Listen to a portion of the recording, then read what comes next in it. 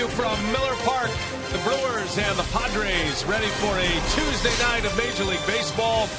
San Diego winning last night, and Milwaukee trying to even this series. This is a 4-game set. This is game 2, and the Brewers so far, they've won 3 out of 4 on this current homestand. Gene Segura had a hit last night. He is on a great run at the plate right now. Had a double and 2 runs batted in. Nori Aoki, part of that great top of the order for Milwaukee.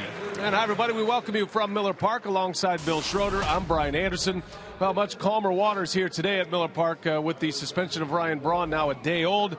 Now the Brewers trying to get back to the business of baseball. And for Ron Renneke and the Brewers, it all goes down to their starting rotation. And Rock, the Brewers have used 10 different starters this season, but it looks like they are starting to settle on a particular 5 now. Yeah, far cry from 2011 when the Brewers only used 6 starting pitchers all season long. But because of injuries and guys not getting the job done, the Milwaukee Brewers tie with the Pirates with the most different starting pitchers this year with 3 or more starts, and that seems to be coming to an end because Donovan Hand in the bottom of the rotation, number 5 guy, has really established himself as a pretty good starting pitcher, a minor league relief pitcher. He's only made 3 starts in 3 years down in the minor leagues, but he needs to extend himself, build his arm strength up, and try to get into the 6th or 7th inning at some point. He's made 3 very good starts. Last time not give up 3 runs in 5 innings, but I think that Ron Renneke is very happy with his 5 guys right now. Well, with injury comes opportunity, and Jeff Bianchi is making the most of his as Aramis Ramirez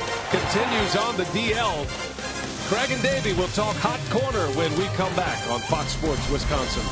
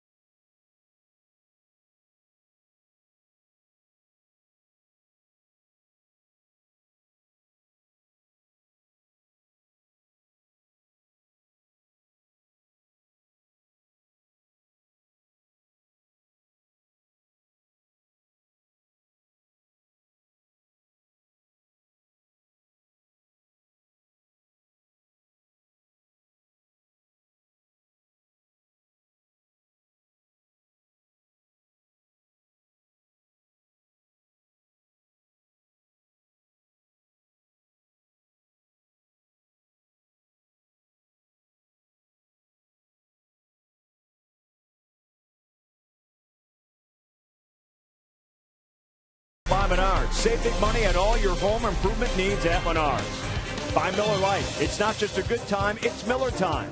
By Toyota. Let's go places. And by AT&T Uverse TV. Check availability at 1-800-PICK-ATT. Rethink possible. Back on this Tuesday night, Miller Park. It's the Padres and Brewers here on Fox Sports Wisconsin. Craig Deshawn and Davey Nelson back on board here for Game 2. Jeff Bianchi is kind of taken over third base now, starting for the Milwaukee Brewers as of late, getting some key hits here and there. No doubt about that, but his biggest contribution, Davey, especially lately, has come on defense at the hot corner. Well, you know, he's a real good defensive player, but you wouldn't think so at third base because, you know, he's normally a shortstop, second baseman, and gone over. He's making his 13th start today at third base, and I played outstanding.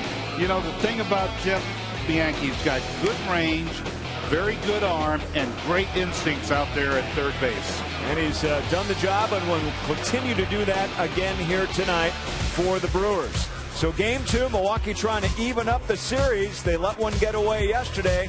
Donovan Hand on the mound, BN Rocker here to take you the rest of the way when we come back to Miller Park.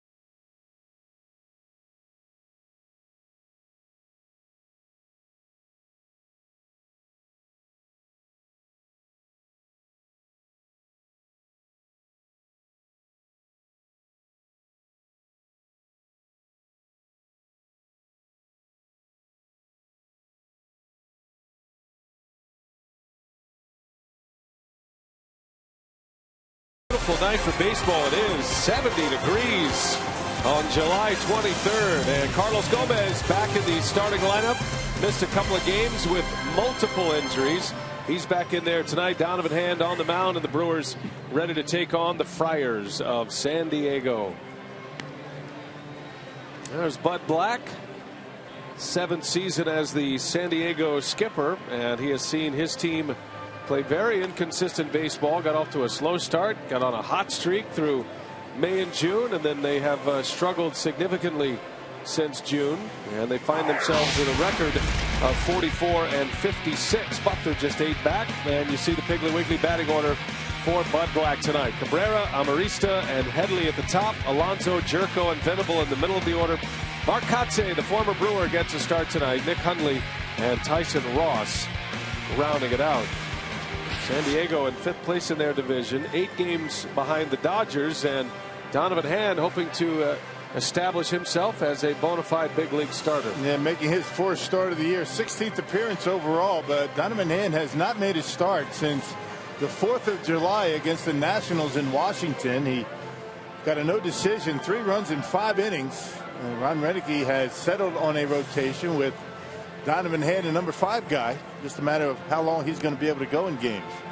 Let's check out the Menards Brewers defense.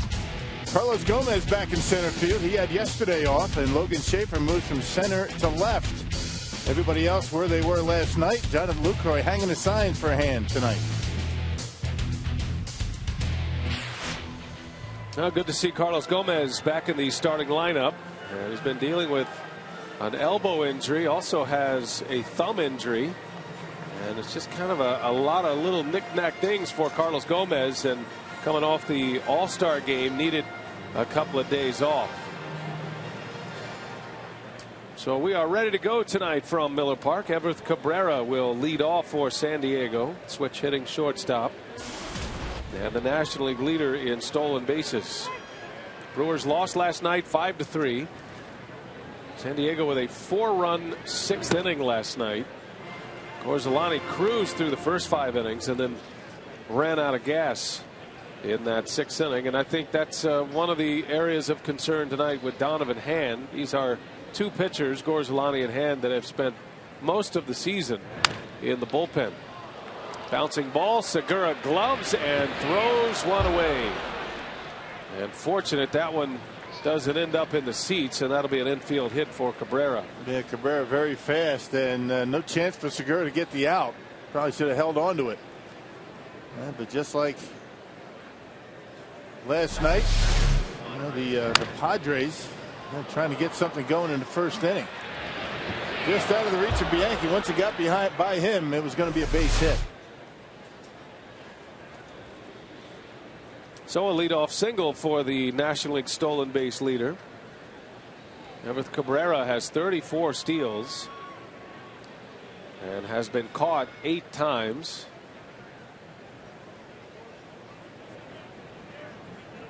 Bud Black asking about the ground rules, thinking that perhaps that baseball was out of play.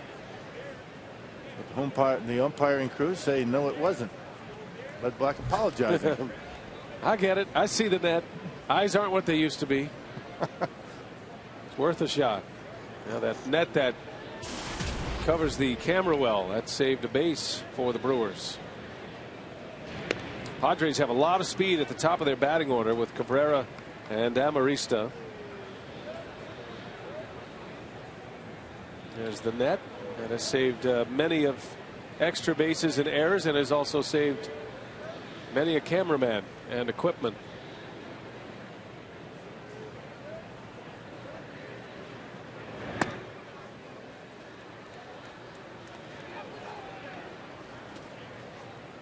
Alexi Amarista, he played last night, came in as a pinch hitter, and then remained in the game. Yeah, 1 for 2 when he came into the ball game. So all the left-handers in the lineup tonight. For the Padres, most of the left-handers were on the bench last night with Gorzelani on the mound for Milwaukee. Now you look at the San Diego starting lineup, and 6 of the 9 batters will bat left-handed against Donovan Hand. There are 2 switch hitters in that group, Cabrera and Headley. But Will Venable's in the lineup tonight, a lefty. Marcotte.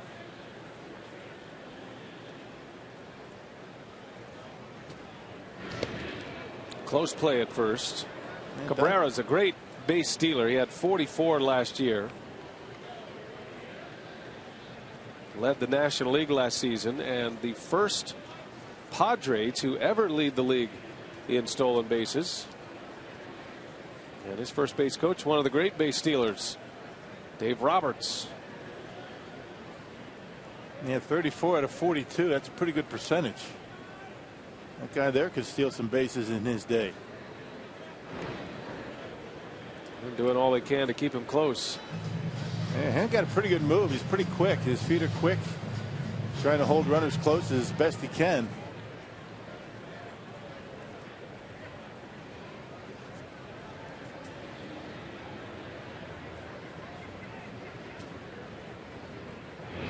And a swing and a miss. A ball and 2 strikes.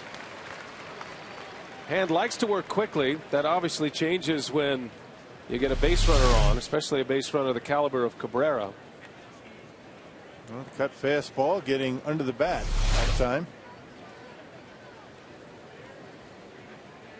Lucroy's been throwing the ball well behind the plate. See how effective he can be against this speedy Padre lineup. There he goes, and a swing and a bouncer. Segura stops, makes the play, throw to first is dug out. Wow. On both ends, Segura, who was covering the bag, able to redirect, and a great pick at first base by Francisco. Well, it's some kind of agility for Gene Segura. I mean, he was busting at the second base to cover on the double play with a stolen base. And look at the arm. The arm is what makes that play right there. Stops on a dime, able to get it, and throwing arm off balance. And a good pick by Francisco. The Brewers very fortunate to get an out there. Changes the complexion of the inning a little bit. If that gets through, Cabrera is easily into third base. Instead, one out with a runner at second, and here is Chase Headley.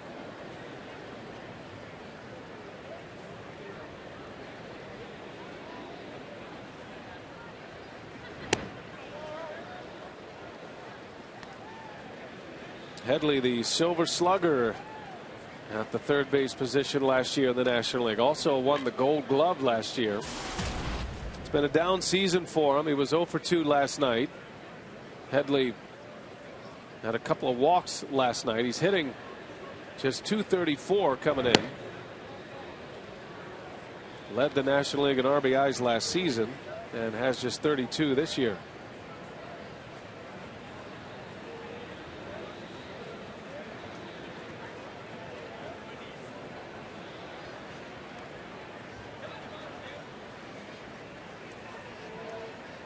Cabrera takes his lead at second, and Headley back up the middle. Segura is right there, well positioned, and there is out number 2. Well, just as we hit the air today, the Brewers announced a trade. Frankie Rodriguez sent to the contending Baltimore Orioles, and the Brewers in return received 20-year-old infielder Nick Delmonico, who has been playing third base this season in Frederick in the Carolina League, putting up good numbers there. He was their team leader in home runs. 13 home runs, 30 RBIs, hitting about .250. Is Delmonico, 21 years old, a 6th round draft choice of the Orioles back in 2011. He's a highly rated prospect, but a lower level prospect, and I'm sure the Brewers excited to get that caliber of player, even though he might not arrive to the big leagues for a few years. He is a left-handed hitter that can play both corner infield positions. He's actually played a little second base as well in his pro career. So Frankie Rodriguez is heading to a pennant race in the very tough American League East, and we wish him the best. What a year for him. Yeah, everybody was anticipating perhaps the Brewers trading Rodriguez, K-Rod. That was a good pickup by Doug Melvin. Alonso slaps one into the gap in left center, and the Padres take the early lead. Under Alonso with a 2-out RBI single. Yeah, breaking ball up in the zone, and Alonso didn't try and pull it. Just dumping it into the gap in left center. And a good pickup by Doug Melvin, picking up Francisco Rodriguez. He pitched well, and for their trouble, they would get a young prospect. Guy with some pop, can play all over the place. We'll see how much more the Brewers are looking to deal before the trading deadline. Well, the Orioles have been a team to strike first. A little bit later in our broadcast, John Morosi is going to join us from the dugout area. National writer for FoxSports.com. He is here covering this series, and he has certainly done his due diligence on a lot of the trade activity that is going on. We're approaching the trade deadline on the 31st. Jet Jerko sends one to left. Schaefer makes a catch, and the inning is over. Alonso drives in the first run of the ball game. The Brewers coming up for the first time.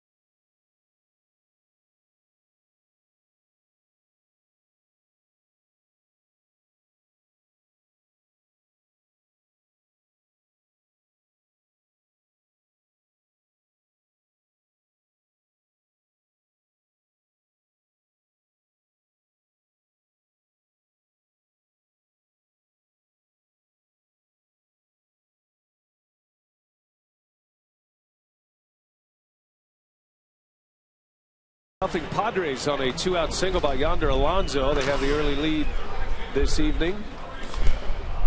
And Ron Renicky ready to get back to the business of baseball. Had a very long press conference earlier today, talking to the media, fielding a number of questions.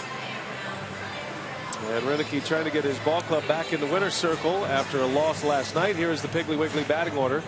Nori Aoki, Logan Schaefer, and Gene Segura. Then you've got Lucroy Gomez and Weeks in the middle. Francisco Bianchi and Hand rounded out. That's the lineup that will face Tyson Ross, who was just recalled from the minor leagues to make this start today, and the Padres are hoping he continues in this role. Yeah, spent parts of last 3 seasons with the Oakland A's. Last year with Oakland, 2-11, a 6.50 ERA in 13 starts. Second time he's been with the Padres this year. He broke spring training, was in the starting rotation, bumped him to the bullpen, and then sent him down.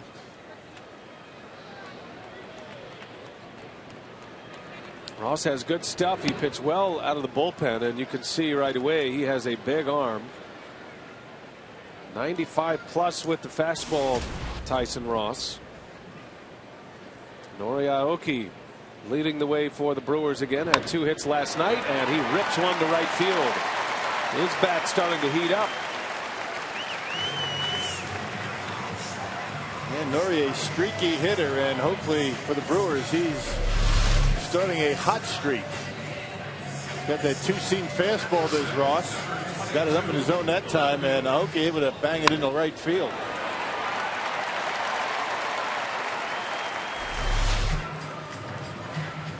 So a leadoff base runner for the Brew Crew, and that'll bring up Logan Schaefer.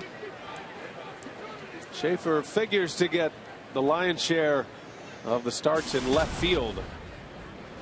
With Ryan Braun suspended for the remainder of the season, Schaefer is the next man up. He has been playing left field since Braun has been on the disabled list. So Schaefer, the 4th outfielder when the season began, bumps up a spot in the rotation, and looks like Caleb Gendel and Chris Davis will be the backups in the outfield. Chris Davis just arrived today. Because of the suspension, the Brewers do have space on their 40-man roster and on their 25-man big league roster. Chris Davis, who is coming off back-to-back 4 RBI games in AAA. Playing every day, swinging the bat well. 3rd time he's been with the Brewers this year.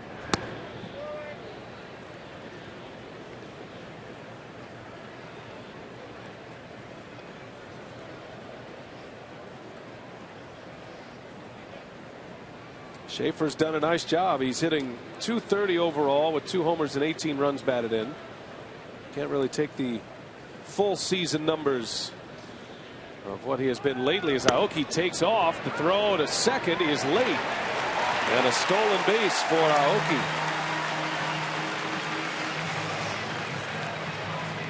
Yeah, the Brewers like to run. They lead the National League in stolen bases, and as a number of the power hitters not available, well, look for the Brewers to be very aggressive on the bases the rest of the way this year. Not that they haven't already, but I think they're going to take a few more chances. Brewers stole 3 bags last night, and Aoki, who had one last night, is in scoring position for Schaefer. Sounded like he broke his bat, and a foul ball. Well, check out the Menards Padres defense tonight. A number of changes for Bud Black San Diego Padres. Katse, Amarista, and Venerable did not play in yesterday's ball game. That's left to right. Yonder Alonso over at first base. Nick Hundley back behind home plate. Tyson Ross on the mound.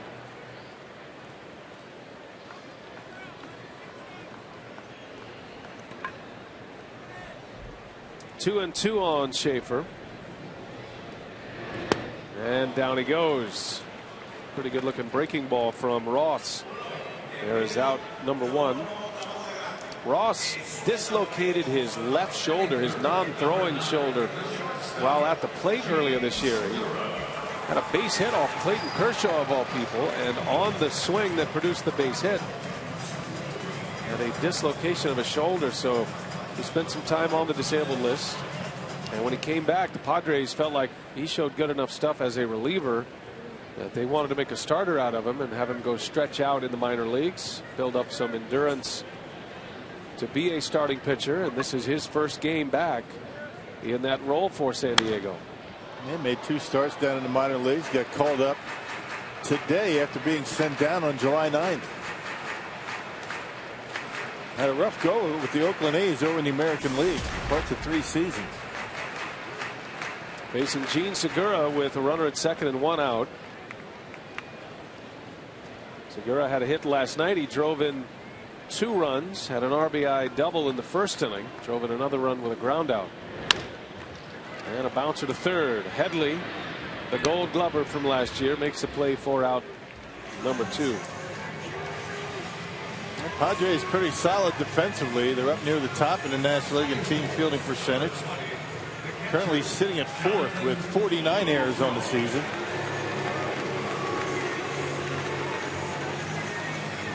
And they turn a lot of double plays.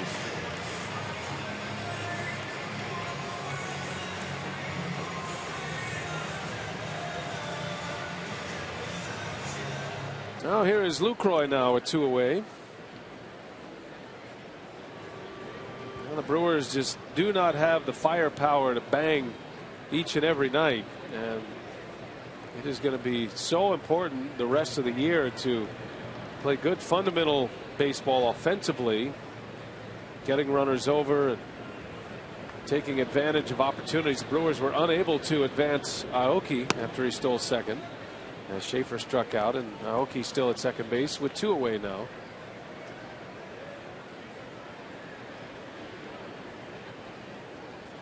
Padres got a 2-out hit from Yonder Alonso, scoring Cabrera in the top of this inning.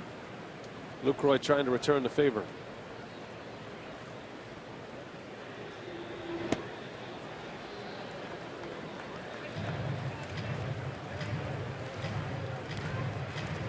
Lucroy has his average up to 285. Was 1 for 4 yesterday. Lucroy doubled in the first inning. He drove in a run. Now 6 for 12 on the homestand with a home run. Yeah, just not hitting for average, but he's showing some pop in his bat with the home runs and the doubles, driving in runs.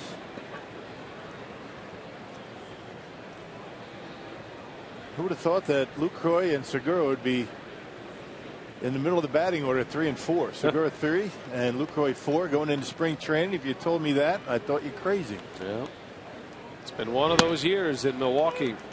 Aramis Ramirez, who has been on the disabled list, did take batting practice on the field for the first time today. He's trying to come back from a knee injury. He was eligible to return yesterday,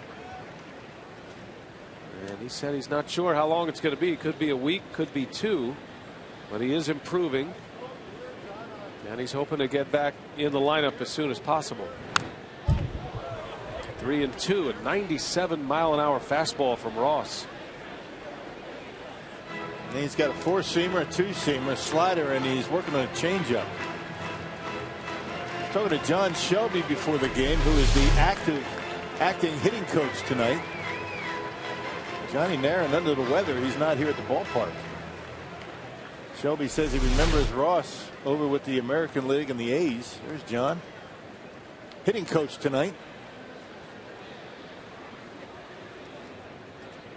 And the 3-2 is rolled out to Cabrera. And the Brewers let an opportunity go by. Had a runner at second. Nobody out. Can't score him. And we're headed to the second inning.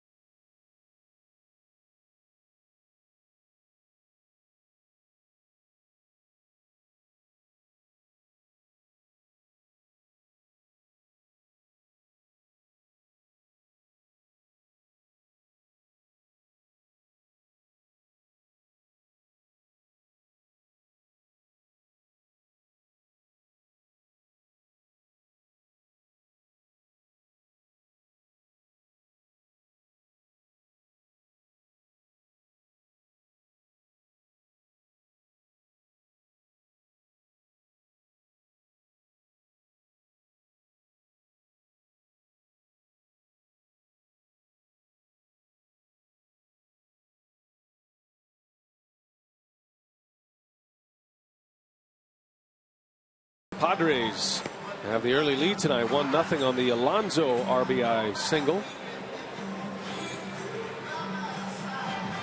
Well, John Morosi is here from FoxSports.com. He has been here since yesterday. John, great to have you with us, and we are excited to get you on the air and talk a little trade deadline activity. We've already had a trade today. Your timing is impeccable, my friend. Welcome.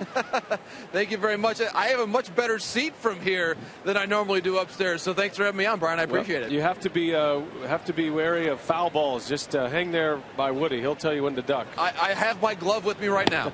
Well, we're going to meander through this inning with John and talk about some of the trade activity and what we might see in the big leagues. But let's first start with Frankie Rodriguez going to Baltimore. Obviously, this is a big deal for Brewers fans to see Rodriguez get traded. He is now in a pennant race. But do you know anything about Delmonico? What can you offer about this kid from the Orioles coming over? Well, Brian, Doug Melvin just spoke with reporters upstairs a few moments ago, and he said Delmonico is a good left-handed bat that they're very excited to get. They had very good reports on him coming out of the draft, and so it looks like he'll be a left-handed bat, play a little bit of third base. Sounds like he will go to the Florida State League for now, but in general, Brian, it sounds like he's just very excited about adding this young bat, a guy that Doug pointed out they had asked about a number of weeks ago. The answer was no, but this week he kind of went around, made one more round of calls to other ALGMs. It sounded like there were 3 teams in there at the very end and said, hey, I need your last best offer. I'm going to make the deal today, and obviously it was announced just within the last hour. It is impressive that the Orioles have now struck twice early. They made a trade for Scott Feldman very early. Matter of fact, that was the first real significant deal. As Venable, nice play by Weeks, and he cannot get to his feet. Venable runs extremely well, and there would be no chance to throw him out, so that'll be an infield hit. Venable is aboard. Nice play by Weeks to keep it in front. Yeah, Venable, good low ball hitter. And that's where Donovan Hand likes to throw that sinker. No chance to get him at first base. But John K-Rod enters into this pennant race in the American League East, and you gotta like the way the Orioles are going about their business in this trading period. I tell you what, Brian, it is a very, very competitive division. And again, as you mentioned, credit to the Orioles for getting out in front of the market. But I'll be very interested to see. We're still kind of waiting to hear what the Red Sox response might be. They have some late inning needs of their own with Hanrahan and Bailey likely out for the season. So they did get Matt Thornton from the White Sox. But I think that's one big area for the Red Sox to upgrade, because we know, as we've seen the standings the last couple weeks, Brian, the Tampa Bay Rays are making their annual surge here in the middle of the season. So it's going to be a very, very competitive division, and it may in fact be decided in large part by which team makes the biggest upgrade here at the deadline. John, it seems like the Cubs have gotten the jump on everybody, trading Feldman and Matt Garza. I mean, the early bird gets the worm apparently at this point, huh? No question, Rock. I do give the Cubs a lot of credit. You know, sometimes when teams struggle, they are really reluctant to make their players available. But the reality is you give credit to teams when they recognize where they're at and seize upon the opportunity to move the market early, because sometimes they're able to get more teams involved. More teams feel like they have a legitimate chance at making the playoffs. You get better offers. So I give the Cubs credit. They have not won a whole lot of World Series in the last 100 years, guys, but they've certainly shown they know how to read the trade market. You know, last year the Pirates were kind of given the business for not making any trades at the deadline. You know, last year fell out of favor. And how about Jason Grilli, the forearm injury? He's on the disabled list. Any rumblings in Pittsburgh? Well, I'll tell you what, the Buccos do have a scout here tonight, gentlemen, so I will tell you that there may be some possibilities with, of course, the Padres having a number of bullpen arms available. Houston Street, Luke Gregerson, Joe Thatcher, and, of course, the Brewers could also still make maybe one more move, whether it's an Axford or Henderson. It doesn't sound like, based on what Doug Melvin said, that anything is close at this point in time, but I do think the fact that the Pirates have a scout here tonight may be in some way linked to that recent injury to Grilli, because they know they need a very, very sound back of the bullpen if they want to hold off the Cardinals in the NL Central.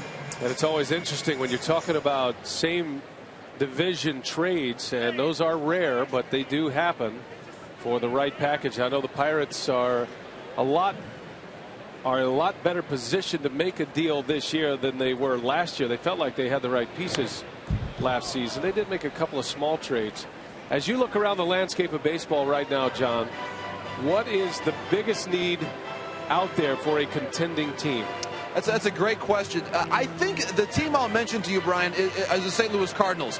We know how good of a team the Cardinals have, and they've had some excellent young pitching come through there this year when you talk about Miller and Wacha and Joe Kelly and Rosenthal. But I think that they're lacking that one big-time ace pitcher that can help out with Wainwright and be that second piece at the top of the rotation. Mark Kotsay goes to right field and snaps his long hitless streak. That was at 0 for 25. And now runners at first and third with nobody out. That's a bat too, John, that I'm thinking some teams might be interested in. Mark Kotsay. No question, Brian, and we saw with the Brewers certainly in 2011 how valuable Mark Kotsay is, and we know what he means in the clubhouse as well, not just on the field, being a left-handed pinch hitter late in the game. He can really do a lot of things for a ball club. He's a very nice piece for a team to have that's going down the stretch. I think the same thing could be said, frankly, for Venable, for Blanks, for Chris Denorfia. So the Padres, certainly a lot of the focus on their bullpen pieces, but I do think a veteran contributor like Kotsay, who's been around the league for so long, he's a great piece for a team to have late in the season. Yeah, John, do you feel as though the Dodgers feel as though they can count on Matt Kemp? He got hurt again yesterday, and as good of a run as they have been on, do they feel as though they need another bat in their lineup, or that can they even afford to get one at this point? I think anytime we underestimate the Dodgers' ability to spend, Rock, we've been wrong so far. So I think I will always take the over on the estimate of the amount of money the Dodgers might spend. But I do think right now you're hearing mostly the Dodgers looking at some bullpen pieces, because really when we talked about their outfield depth, remember, with the emergence of Puig can actually play some center field. I saw him running a ball down in center field, I believe it was last night in Toronto. And he has such magnificent ability in the outfield. He can play center if they need to. They do have Ethier, they have Crawford. So I think, if anything, the Dodgers will keep the outfield depth they have, maybe look to have that one upgrade in the bullpen. But to me, the two big changes for the Dodgers, even beyond Puig, has been Greinke coming up back off the disabled list, and also Hanley Ramirez playing like an MVP candidate at shortstop right now. The Dodgers are really rolling. The Dodgers and the Tampa Bay Rays have been on this incredible run that started prior to the All-Star break. Tampa Bay just a half game back of the Red Sox, and of course the Dodgers have taken over the top spot in the National League West. They have a half game lead over the Diamondbacks, and Los Angeles having won their last 4 games, and they've won 8 of their last 10. We're visiting with John Morosi. You can read all of his work at foxsports.com. He is here with us during this series as Ross tries to advance the runners, and the squeeze was on that time as he fouls it away. See a lot of scouts, John, to watch these two teams in particular, the Brewers and the Padres, and I don't know if the Padres, they're looking at this situation 8 games back, the second wild card just hanging out there. Do you feel like they're ready to make moves right now, or do they need another week or 2 to get to the trade deadline before they really decide what they want to do? I think, Brian, for the right price, that they would make a move right now. If you had asked me that question a month ago, they were buyers. If anything, they were certainly in the mix. And I think just with the way they've played the last month and the way the Dodgers have played, it really seems to me like they're certainly now in sell mode. And those bullpen pieces, Houston, Street, Gregerson, those are probably the most likely guys to go. I see Bud Black, and this is the way the West shapes up. And of course, that second wild card changes a lot, and it certainly can add to a pennant race. I think it certainly protects the division winners. But as you've seen this second wild card come into play from last year, John, are you noticing different trends with trade activity? No question, and we saw, Brian, certainly last year, the way that the Brewers played after the Greinke trade. It was remarkable the way that they were able to get back into the race. And I think you're right. I think the second wild card, although sometimes people say, well, is it really that much of a prize? You're going to have to play a 1-game elimination game in a road park. But hey, we saw the ability of the Orioles to win that game in Texas last year, and we saw the Cardinals win on the road. So I certainly think it's a prize worth pursuing, and it's definitely kept more teams involved in the races. And it really, what it does is it shrinks probably the number of true sellers, which is why I give a lot of credit again to the Cubs for getting out in front of the market and recognizing exactly where they were as a franchise. John Morosi is with us and catching up on some of the trade activity around the league. If you're just picking us up here, the Brewers have traded Frankie Rodriguez to the Orioles today. That was announced right before first pitch, and getting a minor league third baseman / first baseman, a left-handed bat, Nick Delmonico. And They've already put him in an Orioles cap. It's amazing what they can do in the truck. Frankie Rodriguez on his way, and he'll enter into the tough American League East pennant race. See the Brewers getting Delmonico, who is rated, I'm assuming Baseball America prior to the season had him as their 4th prospect. Yeah, as good as the Brewers bullpen has been all season long, there has to be a lot of interest with a lot of guys down in that Brewers pen, and I'm sure Doug Melvin is weighing the possibilities each and every day, because there are a lot of guys down there that some contending teams can use. Absolutely, and I think Axford, with the way that Axford has pitched, I think since coming out of the closer's role, really the last couple of months, I think he's really stabilized that. He's a guy that's interesting. Even if you're the Phillies and you're contemplating, do I trade Papelbon? Am I in? Am I out? If you get an Axford, he's the kind of guy that you could keep, and maybe he's your closer next year at a much lower price than what Papelbon has. So I think because of the multiple years of control on Axford, certainly Henderson as well, even in Badenhop, a lot of teams I think have some interest in these guys. Bouncer to third, and Hand will get out of the inning. You can follow John Morosi on Twitter at John Morosi. Thanks for being with us, John. My pleasure, guys. Thank you. All right, great stuff. And he has a tap on the trade activity. Excellent writer.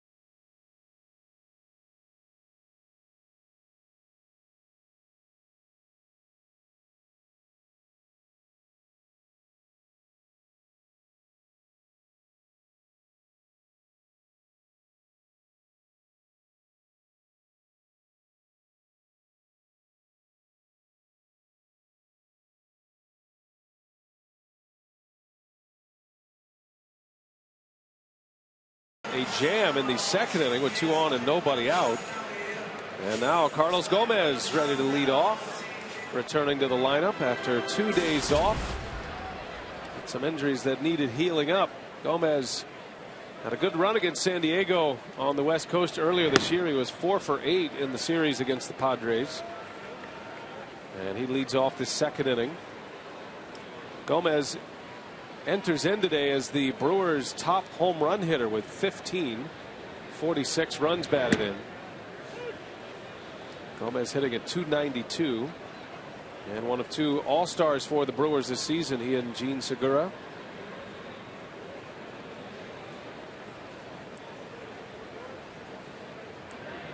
Gomez played the first 2 games of the Marlins series. Took Sunday off, and then he had yesterday off. Many thought he was going to return to the lineup yesterday, but Renicky wanted to give him one more day.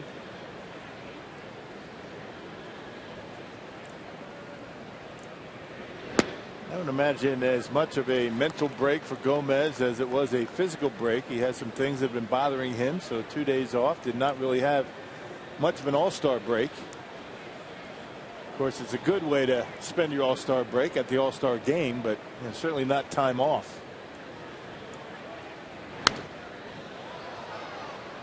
Gomez on our Powerball home run leaderboard with 15, and then Lucroy with 14. This is not the kind of home run leaderboard I don't think anybody envisioned when the season started. No Hart, no Braun, no Ramirez, but this is what it is right now. This is not going to be a team that's going to hit a whole lot of home runs the rest of the year. They'll be middle of the pack.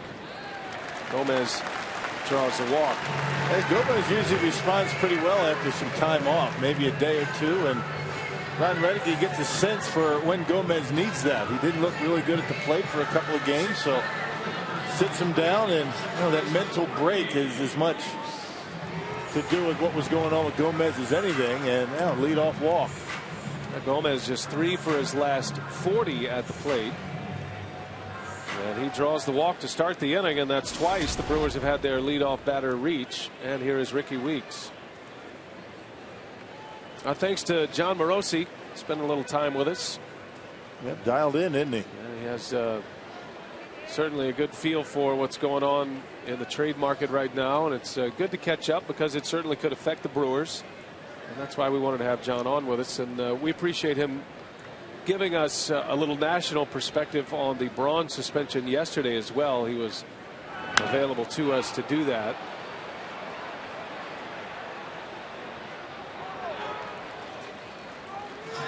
And you can read more of what John Morosi has to say, not only about the trade activity, but also the Ryan Braun suspension and some of the national reaction at foxsports.com.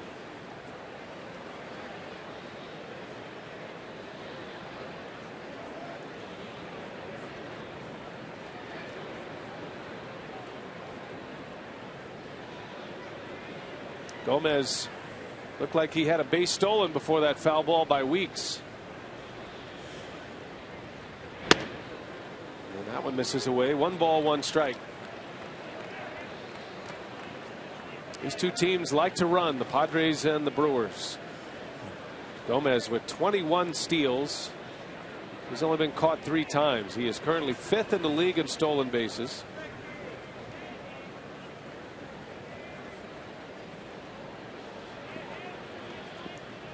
Stays put, pitch out, and that'll bring a smile to Ron Renicky's face. And that'll bring a smile to Ricky's face. Now he's got the count in his favor, 2-1.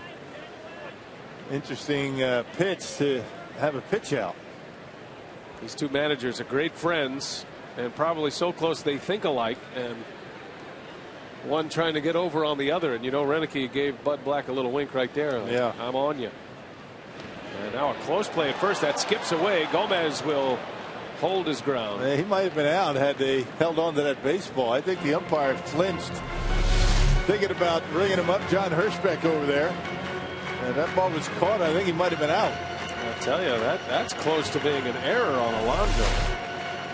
That was right there. That's a catchable ball for sure. Brewers catch a break.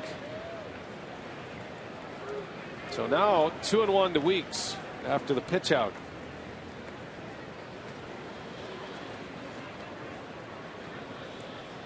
And they got him. Gomez is picked off. Officially, it'll go down as a caught stealing and a base runner eliminated.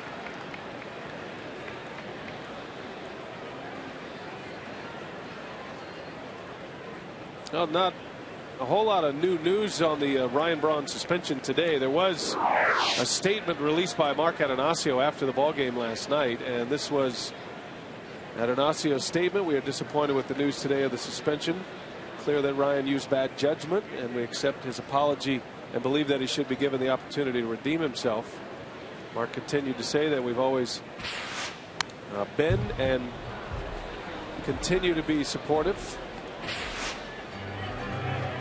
Major League Baseball's joint drug testing program, an initiative that strives to ensure the integrity of the game. So that came down after the game last night from Brewers owner Mark Atanasio.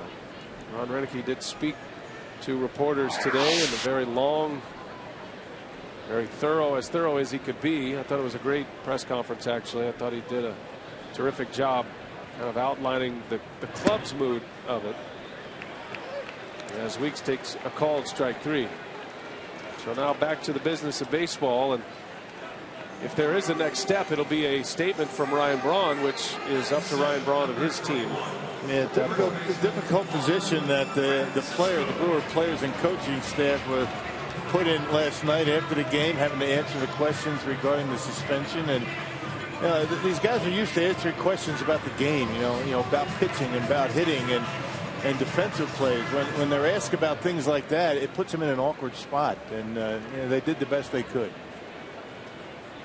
Very guarded as to worry about saying the wrong thing. Everybody knows how bad everybody feels about this situation, but I think the guys answered the questions as best as they could.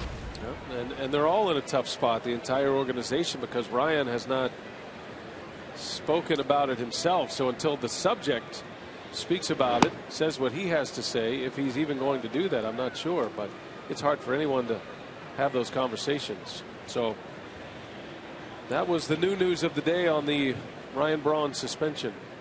And they'll probably be quiet until he decides to speak once again. Now, Major League Baseball, it is expected that they will suspend more players, and soon. Not sure when that is coming down, but the Padres have a couple of players that are on that list for the biogenesis clinic that they are concerned about, and everybody's treading lightly around this subject until this massive number of suspensions starts to trickle down. I think everybody's anxiously anticipating all the names to get released and the suspensions handed down, so everybody can get by all this. I think everybody's tired of talking about it. Just get the suspensions over with and let's move on. Yeah, and aside from the big picture element of it and the state of the game and the testing program and all that, there are pennant races to deal with as well. And right. You're talking about a number of players who are involved in pennant races, so that could have a serious effect on it. Well, a scoreless inning for the Brewers despite a leadoff walk, and we head to the third.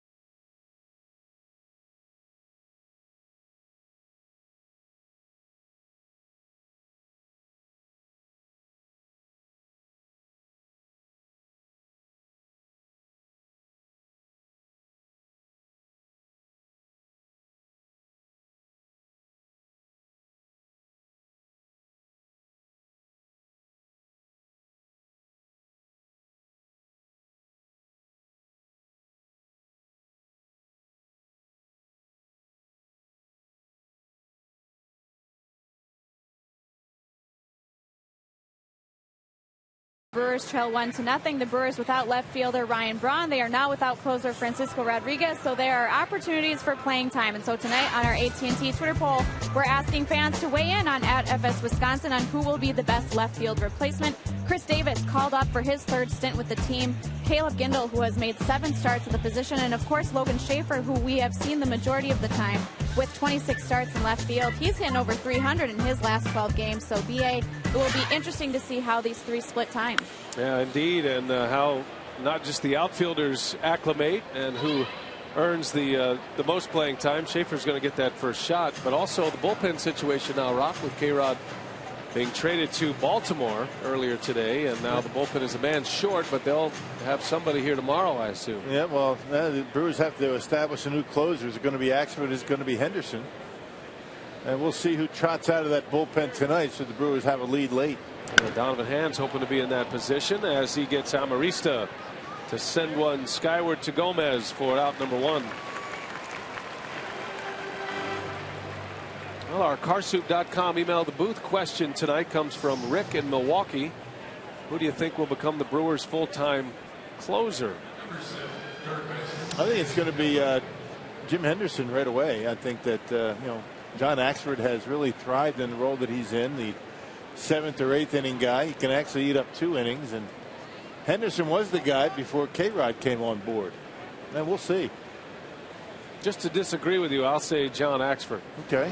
So at least one of us will be right.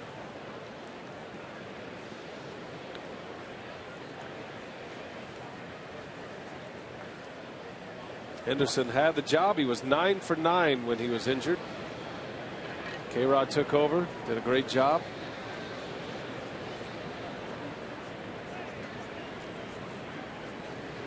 Doug Melvin did say earlier concerning the K-Rod trade, he's not actively shopping players, but he will listen, and if it can improve the ball club. And I think, you know, you might be right in that everybody knows Axford can close. He's done it very successfully in the past. As Headley sends that one deep to left, and that's off the wall. Gomez backing up, and Headley doubles off the left field fence for a 1-out double. Good thing Gomez came all the way across to back it up. Otherwise, Headley might be standing at third base. No, he does that routinely. I mean, he just looks for reasons to run. Able to back up that play, and that gives Logan Schaefer the confidence, knowing that Gomez is going to be there to get right to the wall and try and make a great catch. And a lot of guys are going to see that ball go over their head, play it off the wall to try and keep the guy at first base. But with Gomez there, why not go after the baseball?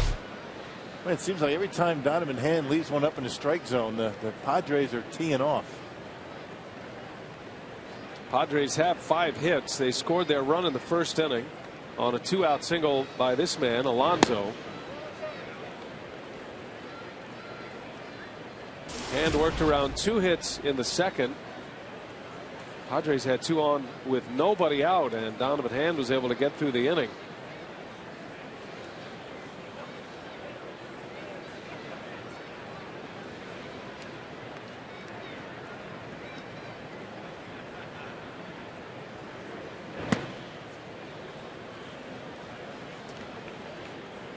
The other note that we should make on Axford and Henderson, both are still under contract for the Brewers. So they're under team control for a while. Henderson much longer than Axford, but Axford just entering into arbitration. So that's the other factor. Frankie Rodriguez, a free agent at season's end, has a lot to do with what you get in return. I would imagine the Brewers are pretty excited to fill up the third base position in the minor leagues with that kind of prospect. Delmonico, that's certainly been an area that they've wanted to address. They haven't been able to address through the draft. And of course, they lost a draft pick by signing Kyle Loesch. So they essentially get it right back. And on 4 pitches, Alonso draws the walk. So 2 on with 1 out. And here comes Rick Kranitz to have a chat with Donovan Hand. Well, get ready for Fox Sports 1, America's new 24-hour sports network. Fox Sports 1 will be your home for great live sports. All the news and highlights you want, shows and specials that only Fox can bring you. America's new sports network is Fox Sports 1, and it's coming August 17th. And you'll see plenty of John Morosi on Fox Sports 1, I promise. At least during the baseball season.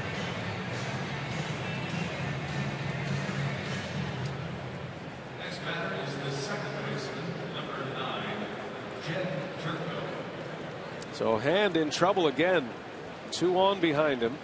Padres have had at least 2 base runners in each of the first 3 innings. Yeah, Houdini act in the second, first and third, nobody out, got out of it without allowing a run to score. See if we could do it again. Jed Jerko at the plate. Jerko is struggling at the plate right now, and you can see he's a little anxious, swinging very early in the counts. And we saw him after a strikeout yesterday, visibly frustrated. He slammed his bat and his helmet. It's just 2 for his last 27 at the plate. Struck out a couple of times on neck-high fastballs. But that's not something Donovan Hand should mess around with. He doesn't have that big fastball. Hand looking for a ground ball, and he gets one. Segura to Weeks, And the Brewers turn a room service double play. Donovan Hand gets through it. A hit and a walk. Nothing on the board. 1-0 San Diego.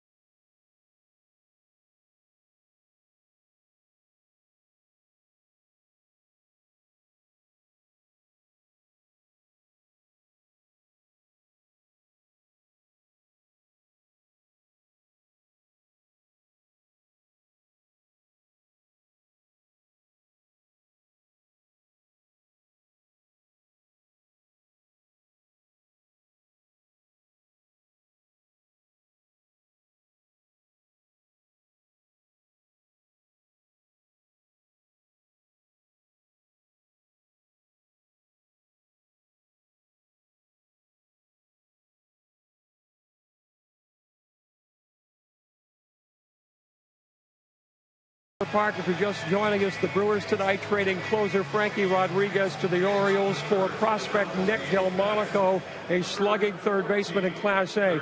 Frankie talked to the media moments ago. I cannot say that I was not expecting it, but definitely I'm sad. I'm not going to lie to you. I'm extremely sad because definitely I did not want to leave the organization, but at the same time, you understand this is a business. And I do understand that that was part of the game, and I know coming in, I had this probability to go end up somewhere else. So, well, at the same time, it's a new opportunity for me. They are looking forward to this challenge once again, and hopefully, I can do my best and get my job done. Guys, Frankie says he'll always be grateful for the Brewers giving him a second chance to revive his baseball career, which was dormant just a few months ago. Yeah, that's a good point. Good job, Mark. And good to hear from Frankie Rodriguez on his way out to join the Baltimore Orioles. And Frankie, he had a couple of off-field problems, but on the field and in the bullpen, you talk to Ron Renicky, talk to Lee Tunnell, the bullpen coach. They tell you he is about as good as it gets. Game planning, making sure the other relievers are taking care of their business, getting prepared for different lineups, different hitters, pinch hitters that may come up. And what a season it's going to be for him, because he started without a job. He pitched in the World Baseball Classic, did not get signed. The Brewers gave him a shot, and of course his days with Ron Renicky go way back to their Angels days together. Now he's going to enter into a pennant race. They've got Jim Johnson closing games in Baltimore, so K-Rod, I assume, will go into a setup role. As Bianchi drops one into left field for a base hit. And again, all those things you talked about. I mean, the preparation and being a leader down in the bullpen, and just a general, good influence in that Brewers clubhouse. He is 10 for 10 in saves. I mean, that's the most important thing, and that's why Doug Melvin took a chance on him. And he delivered, and because of that, now he's going to get a chance to get into the postseason. Right now, the Baltimore Orioles have the second wild card spot in the American League. And their bullpen was so great last year. Jim Johnson had 51 saves. He set a franchise record last season. But it has not been the case this year. Their bullpen has been a little bit shaky. They were well represented at the All-Star game, and it was great to see J.J. Hardy, the former Brewer, as the All-Star starter in the American League at shortstop. Got a lot of talent. Buck Showalter's done a terrific job, and these are the kind of moves that the Orioles have to make. They're not going to be able to go get the big fish, but they can certainly get a piece as Bianchi steals second, and the Brewers continue to run wild on Nick Hundley and this Padres pitching staff. Yeah, the Brewers have taken every opportunity, no matter who's on base, to try and steal. And number one, get a man in scoring position, eliminate the double play. Hundley just not throwing the baseball very well. Not much on it. It's tailing away from second base, and because of that, the Brewers are taking liberties. That is the 5th stolen base of the series for the Brewers. Bianchi with his 2nd stolen base of the season. And that allows Hand to try to advance him to 3rd now. Sets up a scoring opportunity. By the way, the Orioles are in Kansas City tonight. So that's where K-Rod will be headed next, to Kansas City. Brewers with 5 steals in the series and up 9 on the San Diego Padres for the most stolen bases.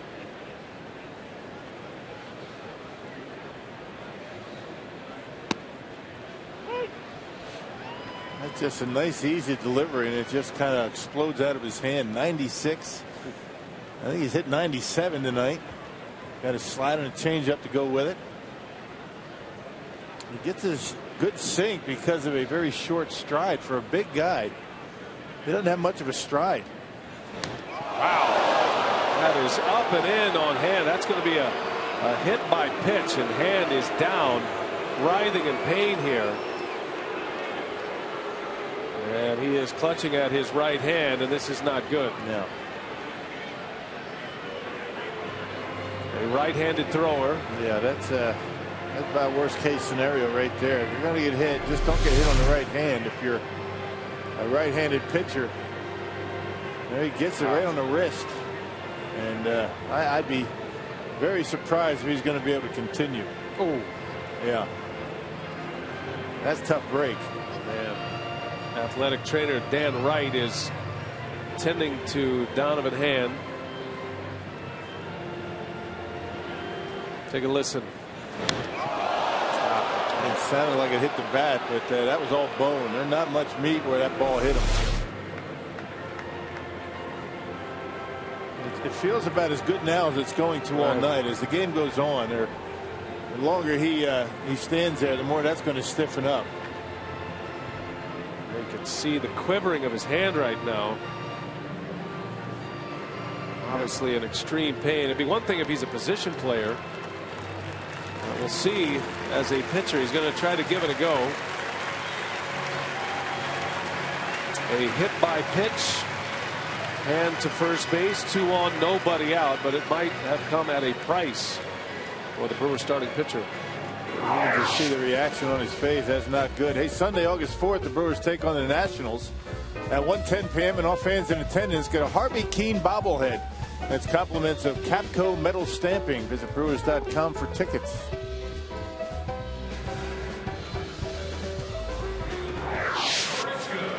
Well, Hand at first base. Charter Cable high-speed pitch. Tyson Ross topping out at 97. Hand is hit 91. Two pitchers that go about it much differently.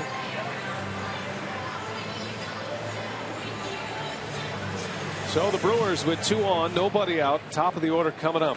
And we'll see if Aoki is up there to bunt. Aoki singled to right sharply in the first inning, and then he stole second base.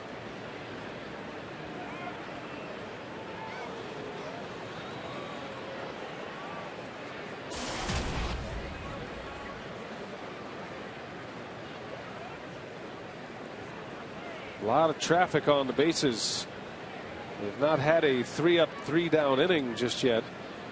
Padres have put 2 on in each of their first 3 innings.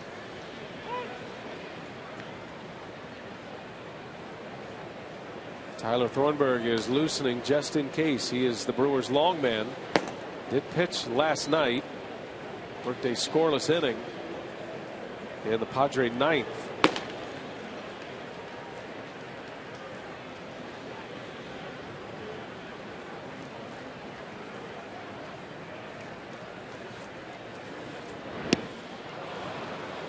That's a nasty breaking ball. Yes, it is. You don't get Aoki to swing like that very often. Brewers have had a tough time recognizing that pitch. They have not put very good swings on that pitch so far tonight.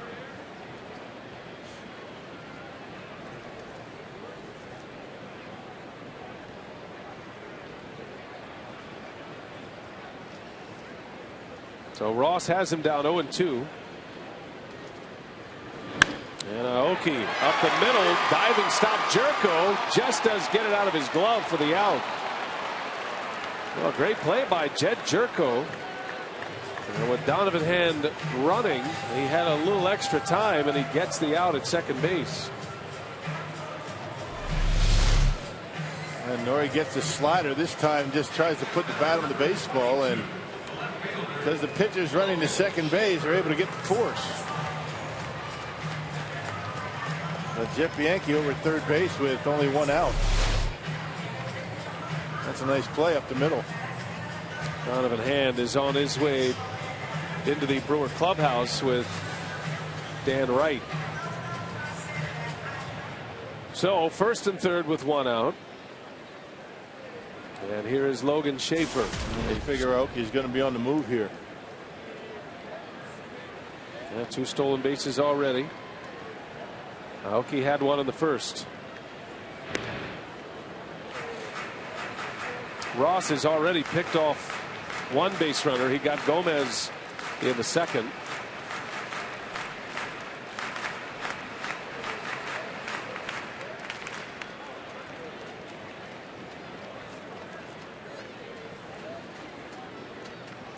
Schaefer's done a nice job with runners in scoring position this year.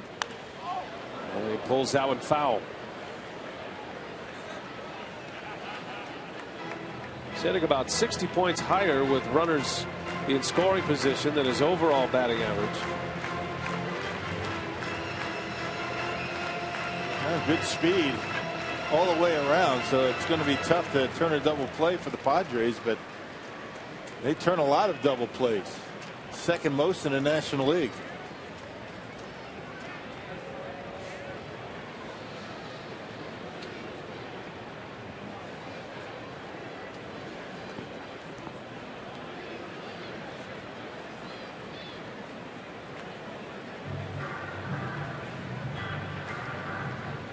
Anxiously waiting Donovan Hand to see if he's going to be able to return. Drilled by a fastball from Tyson Ross. So it looked like what is right pinky.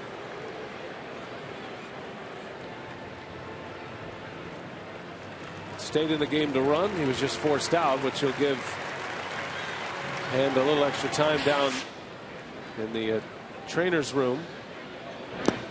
Schaefer showed bunt. And Bianchi scampers back. Yeah, it looked like Bianchi was looking to take off. I was wondering if he was going to stop.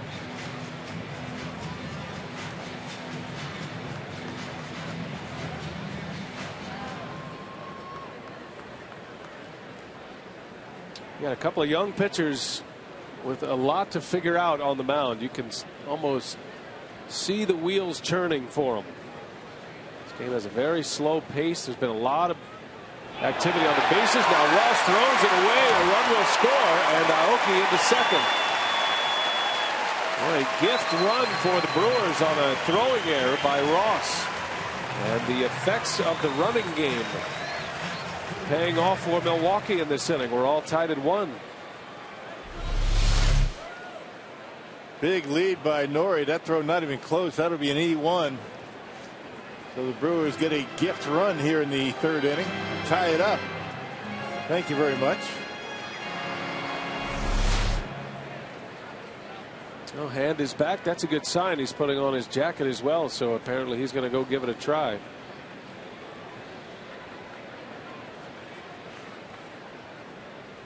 Runner at second, one out, and Schaefer in the air, center field. Amarista makes the catch. Aoki's going to tag, and the throw is cut off. Aoki advances, now 2 outs in the inning. And the Brewers have the go-ahead run at third base.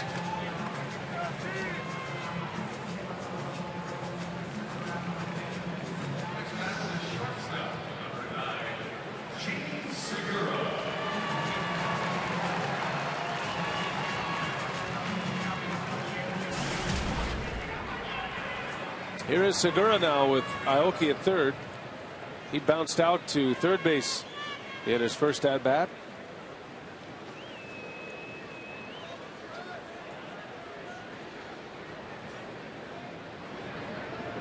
Segura started the day tied for 5th in the league in batting, and is currently on a 9-game hitting streak, and during that streak has 13 hits, hitting just under 360 during the 9-gamer.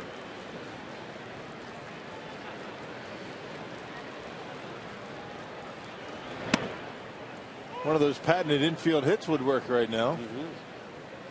He leads the big leagues in that category, and it's one of the reasons why he's able to lead the National League in hits. There's 126 hits coming in.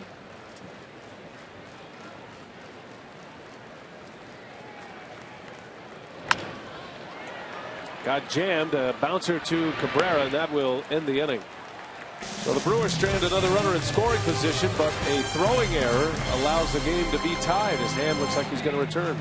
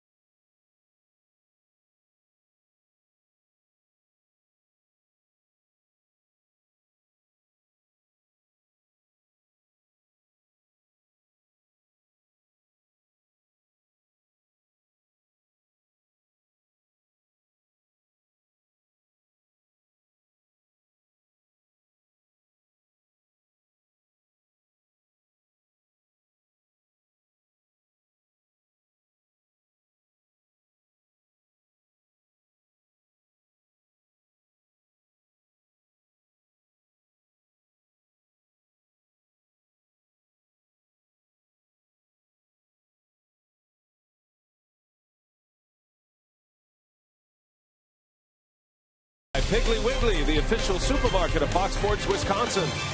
By Ho Chunk Gaming Wisconsin, your ticket to more. And by Marshfield Clinic. Don't just live, shine.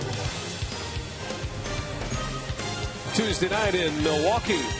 And our crew in the community tonight, the Major League Baseball Players Alumni Association, has created the Swing with the Legends golf series to bring back those memories while raising money for important charitable causes. And on Monday, August 12th, the Swinging with the Legend golf outing will take place at the Grand Geneva Resort and Spa. Great place, great golf course too. Just go to MLBPAA.MLB.com for additional information. There'll be a big silent auction. Proceeds there will go to the Brewers Community Foundation. I was down Lake Geneva. Grand Geneva played the Brute over the All-Star break. Nice. Dave Hollenbeck, the director of golf down there. That is a nice track. Great scenery as well. Well, all eyes on Donovan Hand here to see how he responds after being hit by a pitch last inning on his right. Looked like his right pinky. And of all the digits that you use to throw your pitches, I'm assuming the pinky would be the one you'd probably give up first. Yeah, the one you use less, but you know, depending on how that thing's feeling right now, you know, you get rid of the baseball and you get that finger moving around. I would imagine it's pretty sore. If he can stand the pain, I guess he's going to be all right. That ball's hit deep to right, and Will Venables sends one out of here. A home run. And the Padres regain their lead. It's 2-1 as Venable, a low ball hitter. Yeah, he is a dead low ball hitter. You get the ball up around the belt, and he really has a tough time with it. We see him twice a year in the regular season. We see him a bunch in spring training, and I mean, that's the last place you want to throw that guy right here. This is where this one ends up, the slider. Down and in, and that's a hot zone for Will Venerable. We've seen it over and over and over again, and knocks this one out of the ballpark right down the line. That's his 12th home run of the season, and the Padres have regained the lead. And here's Mark Kotsay.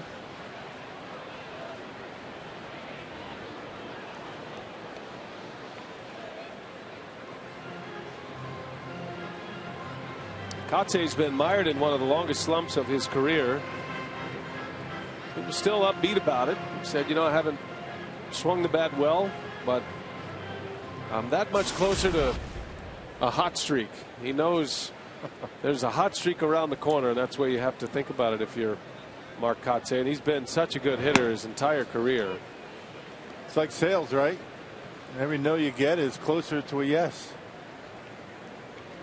At least that's what they say. What you say when you talk to yourself.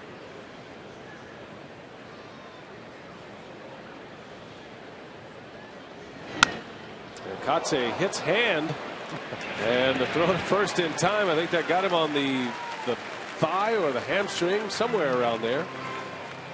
Needs a suit of armor out there. And tough luck for Kotsay, but Donovan Hand, a little bit of a benefit right on the back of the leg and able to throw him out. First out of the inning. And he Hand shooing away the Brewers athletic trainer Dan Wright. He doesn't stop and turn around. Once he's made an appearance, he's going to finish it off. Gives us a chance to look at our freaky fast delivery of the game tonight, courtesy of Jimmy John's. And how about we take you back to Gene Segura, the stop, redirect, makes a great play. Nice pick over there by Francisco as well. That was a beautiful play in the first inning. Getting a very speedy base runner in Amarista. That first inning could have been a lot worse for the Brewers had Segura not made that play.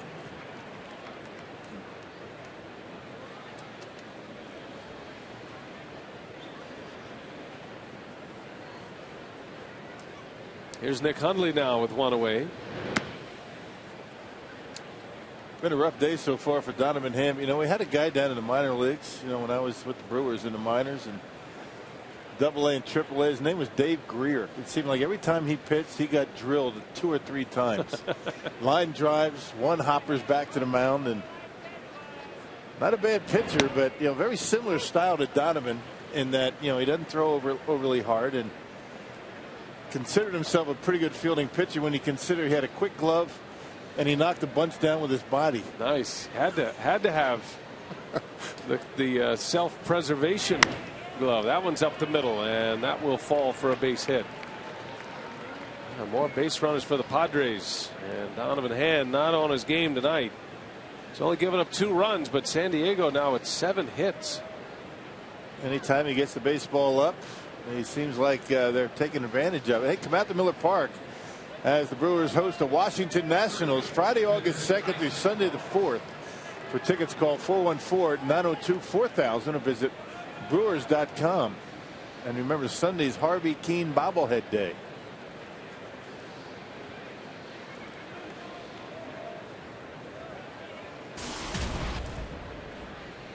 Ross gets the bunt down. And Hand will make the play for the out. Sacrifice bunt by the Padre pitcher.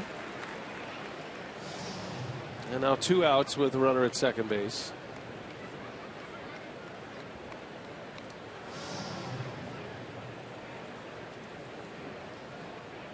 Number 2, the shortstop, Everett Rivera. I promised Donovan Hand we wouldn't break out any Spicoli lines tonight, but I can't make that guarantee for the Padres television network with Mark Grant. He was ripping through them as fast as he could think of them, wasn't he? Well, he did research. He was actually writing, taking down notes. He was last couple of days. Very excited about Donovan Hand on the mound tonight. One of our favorite guys, Mark Grant, working with Dick Enberg. Look at him. Very studious looking, isn't he? There's no lenses in those glasses. He just wears them to look smart. Look, he's eating a brat. No bread, of course.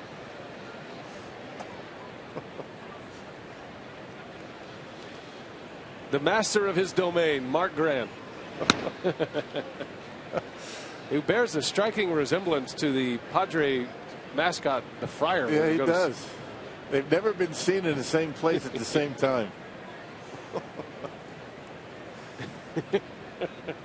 No bread on the brat because he had like 3 bowls of ice cream before the game. He's going gluten-free.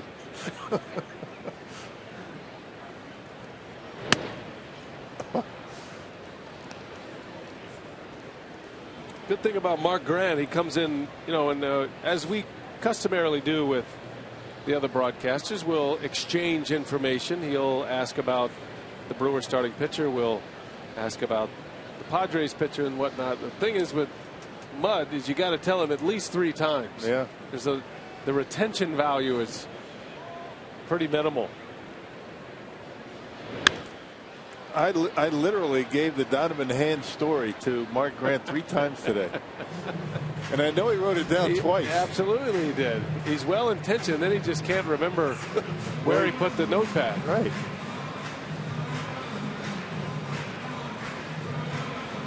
Great guy. Wow. A lot of fun.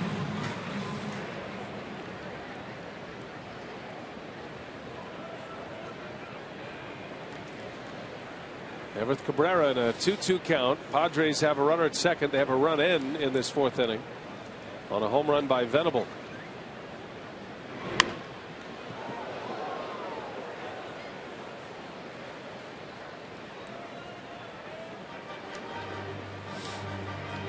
A lot of baseball tonight. There is a doubleheader, so there is an extra game on the schedule. Everybody's in action, but the Giants and the Reds playing a doubleheader. Interesting to note, that game is being played in San Francisco, and they're in game 1 right now. Cincinnati has a 9-2 lead. Game 2, the Reds are going to be the home team in San Francisco.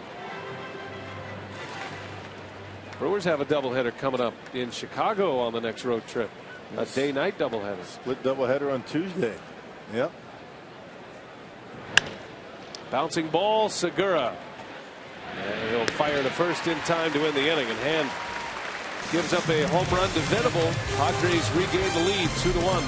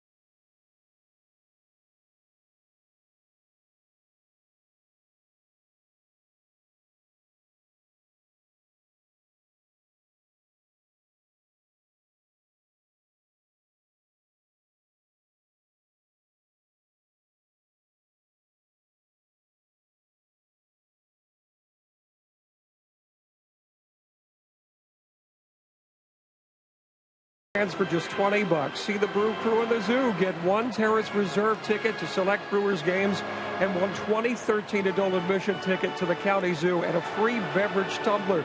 For tickets, go to brewers.com/zoo. Guy Kotze told me it's always nice to be back in Milwaukee, where he has special memories being part of that 2011 division champion team. Mark had dinner with his good friend Craig Counsell Sunday night after he got into town. And Kotze says, guys, he's enjoying playing close to his family in his native California, having a lot of fun with the Padres. Yeah, he sure is, and he's able to have his kids out to the ballpark, and you can understand that. He really loved his time here in Milwaukee. Every time I see Mark Kotze, he raves about not only the ballpark, the city. He is a huge fan of Ron Renicky, and is always raining down praise on the Brewers coaching staff. And he was a tremendously important piece for the Brewers in 2011. Great pinch hitter. You can play him at first base, throw him in the outfield. And second different time he's been with San Diego. He's with the Padres 2001 to 2003.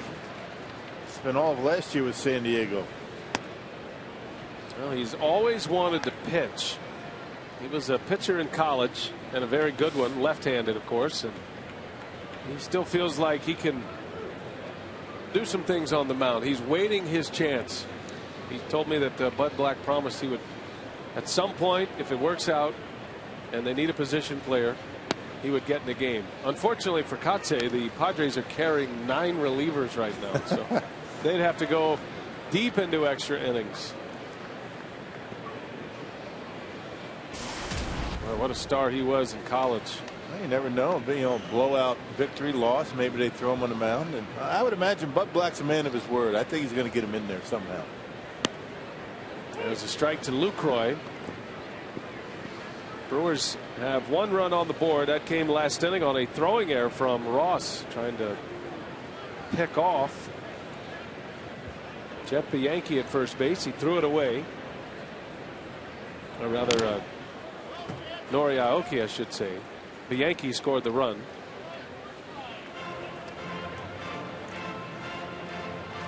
An old-fashioned short stepper, Tyson Ross. That's what you call pitchers like this.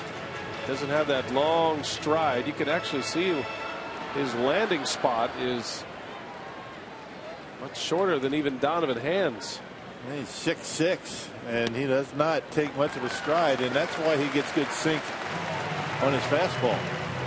Lucroy draws the walk. Good at bat to start the inning. And more traffic. These two starting pitchers are dealing with a lot of base runners tonight. And Brewers have had their leadoff hitter on in every inning.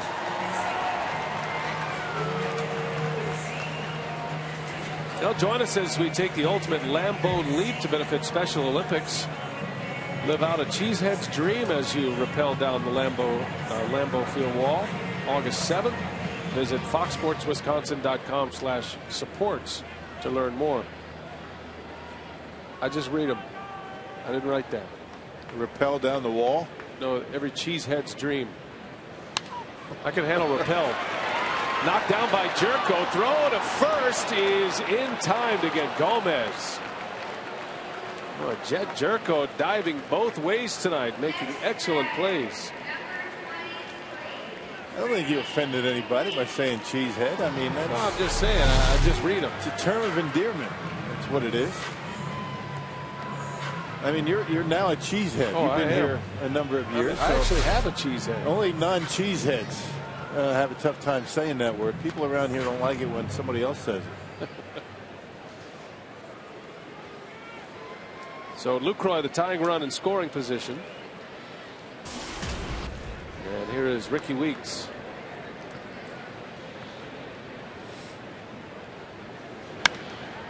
In the air to center. Got under it. Lucroy's going to tag. And he will make it. But 2 outs. How often do you get to Green Bay every year? You try to get to a game every season? I haven't in a while. I think that this year might head on up there to check out the pack. But what do you go stand on the sideline? No. Sit amongst the people. Sit up in Aaron Rodgers' suite. No. I sit amongst the people. Nice big parka, gloves, hat. Couple of cheesy grill wursts.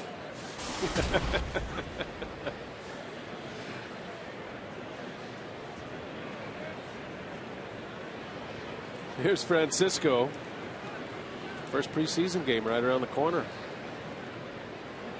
Hard to believe.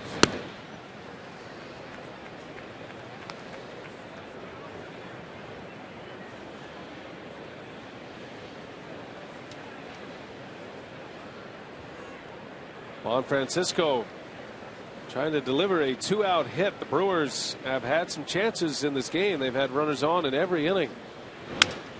A broken bat, pop up out to short. And another one left in scoring position. That's been the story of the night. 2-1 Padres. 4 in the books.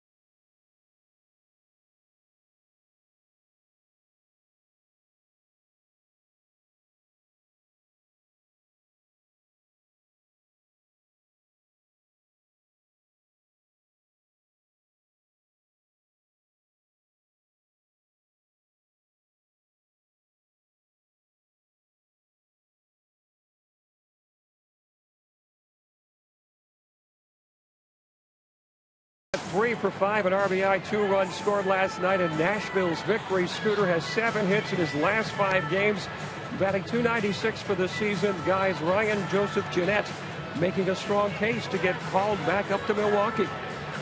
Jeanette did a good job while he was here the first time around. And it's good to see him go back to AAA and continue to hit. And you'll most certainly see him once again if he stays healthy. And Nashville starting to play a little better. I was talking to Chris Davis about that. He's had 2 big games for the Brewers the last the 2 days. Got his call up. Tyler Thornburg started the year in AAA, and now he's on the mound for the 2nd consecutive day. He went 15 days without pitching until last night, and he's back out there tonight. Yeah, pitched a scoreless inning in last night's ball game. His numbers have been very good. Really struggled down in the minor leagues. Did not win a game in AAA, but has come up here to Milwaukee and pitched well. Thornburg worked a scoreless 9th inning last night, kept the Padres at 5, and the Brewers within 2. Brewers could not score.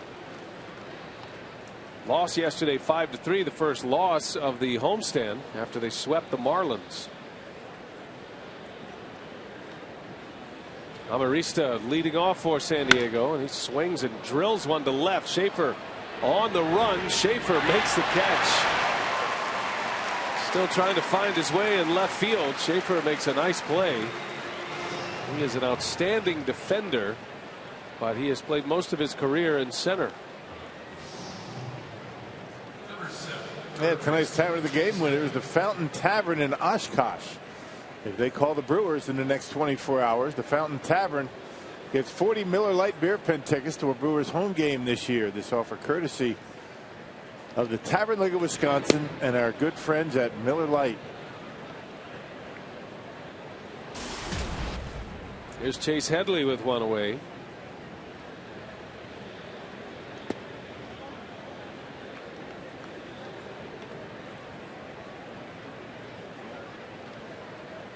Headley doubled off the wall his last time up. Donovan Hand out after 4 innings. 7 hits, 2 runs, both were earned, and a walk and a strikeout. Right now he's on the hook for the loss. I'm not sure if the hit by pitch led to his early removal. Probably. Hand has been somewhat stretched out. He was in trouble in every inning tonight. So the Brewers hope to take him off the hook. It's going to be a little bit of a build-up process with Gorzelani in hand, but I think these are the 2 at the back end of the rotation that the Brewers are going to stick with. They have a 5-man rotation. They have their long man in Tyler Thornburg. And particularly tough to build up for Donovan Hand since his last start before tonight was the 4th of July. That's a tough way to try and build up your pitch count, but that's just the way it goes. You know, you're the 5th starter. Had the All-Star break. You're the first guy to get bumped. Little jam shot pop up. The Yankee is there for the out. Good pitch by Thornburg, getting in on the hands of Headley. And 2 up and 2 down. Thornburg's been throwing a lot of strikes when he's gotten into the ball game, and a good fastball in on the hands. He's throwing a good breaking pitch. His changeup's been good. He's been keeping it down, and gets the pop out right there. Good fastball. And 2 up and 2 down for Yonder Alonso.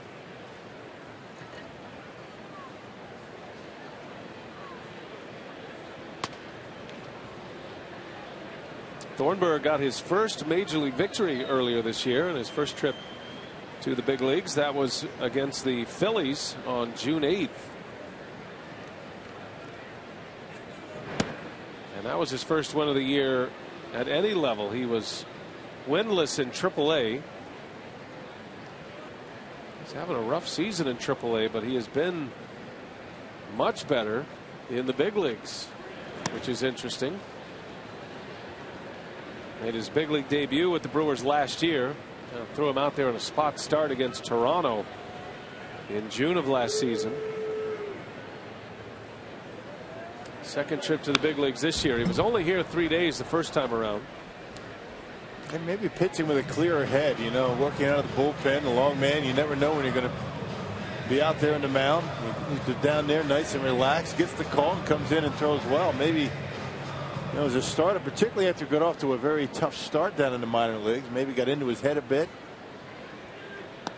Thornburg has had a lot of success in the minors.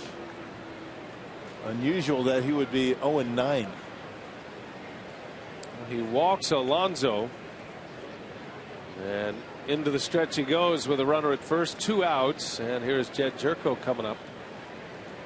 Sometimes it just steamrolls on you, and you rarely see a guy come up from the minor leagues and have this much success with very little success in AAA. But Thornburg has had a nice career in the minor leagues. He certainly earned his shot. He did last year.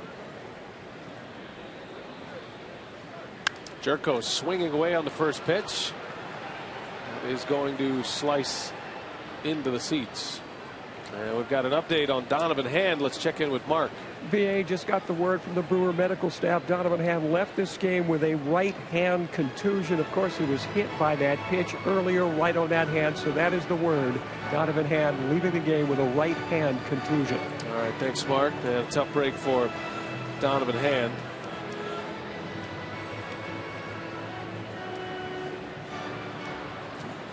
So he turns it over to Thornburg. 0-2 to Jerko.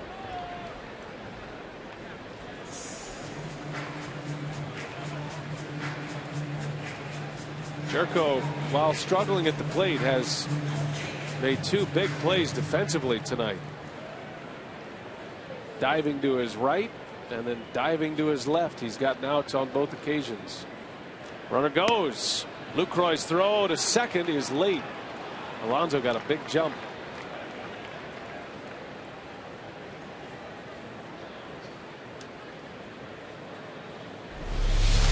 Stolen base for Yonder Alonso. Man, that was a huge jump. No chance for Lucroy. Made a good throw, but Alonso had a big jump. Thornburg relatively slow to home plate. He's got that Long arm delivery. Drops the arm down and very deliberate.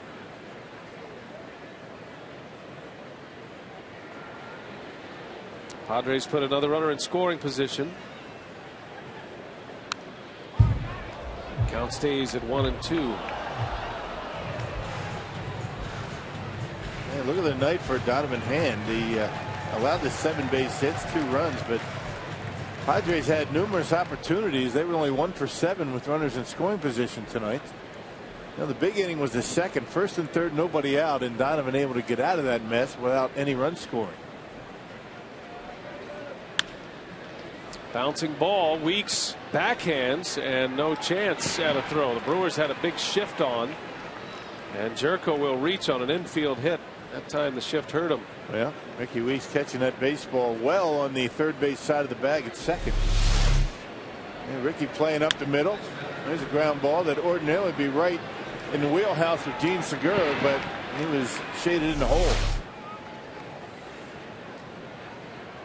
So a walk and an infield single with 2 outs, and that's going to bring the dangerous Venable to the plate, who has 2 hits tonight. An infield hit in the second, and then he homered his last time up.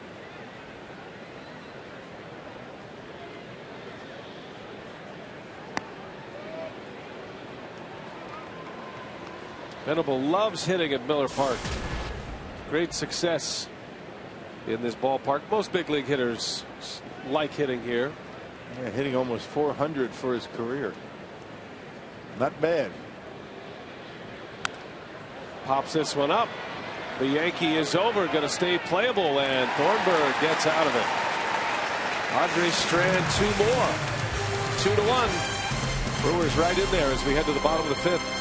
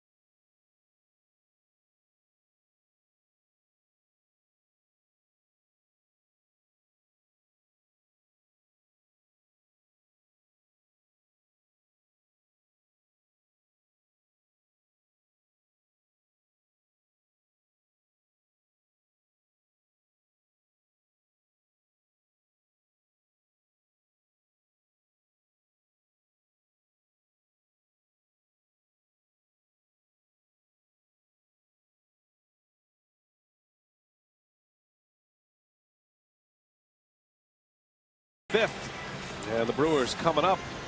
A reminder that this copyrighted telecast is presented by authority of the Brewers, may not be reproduced or retransmitted in any form, and the accounts and descriptions of this game may not be disseminated without express written consent of the Brewers Baseball Club. Tuesday night at Miller Park, cooling off. Man, it's nice out, isn't it? Temperatures might be headed into the 40s tonight, I understand. 40s? How about that? For July. No. That's what they're saying, Rock. That's the big rumor. Don't believe it. Jeff Bianchi leads off. Brewers have 2 hits. They've scored 1 run. San Diego has to be kicking themselves offensively right now. 2 runs on 8 hits.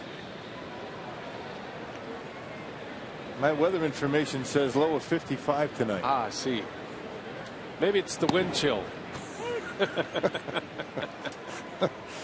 It's still pretty cool. I mean, based on what we've had here in Milwaukee over the last couple of weeks. Beautiful out.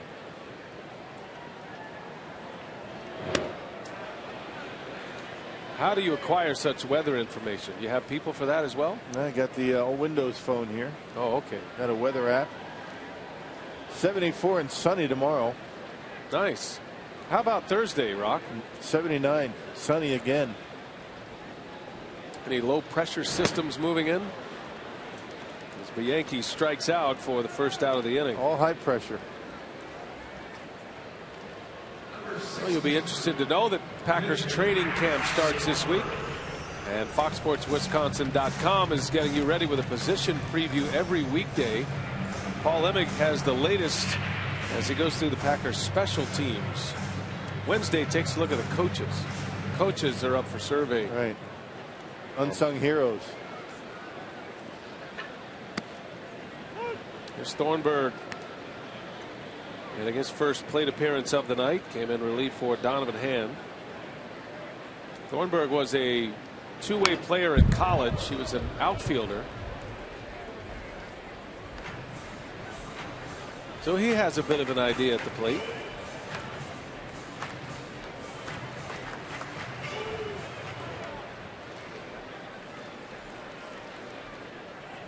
Oh, 2. Down he goes. Thornburg strikes out. Back-to-back Ks for Tyson Ross.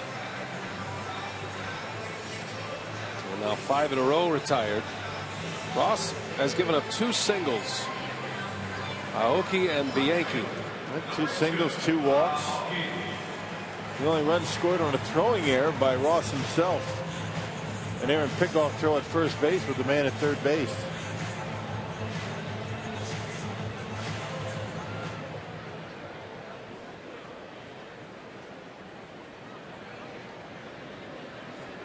Here is Aoki.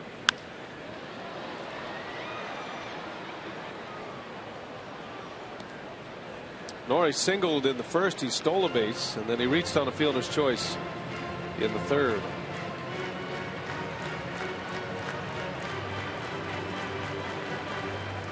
That's beautiful. Yeah. Giant moon. I mean, giant.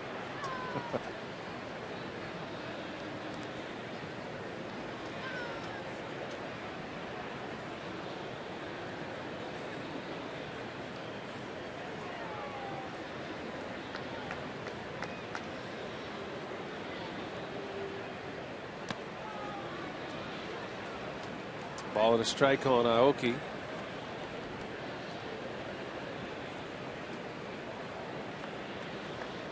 Norrie said he enjoyed Family Day Sunday, something he has not experienced much as a big leaguer. They don't do that in Japan.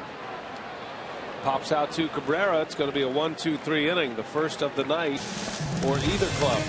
Ross is through 5. Padres lead 2-1.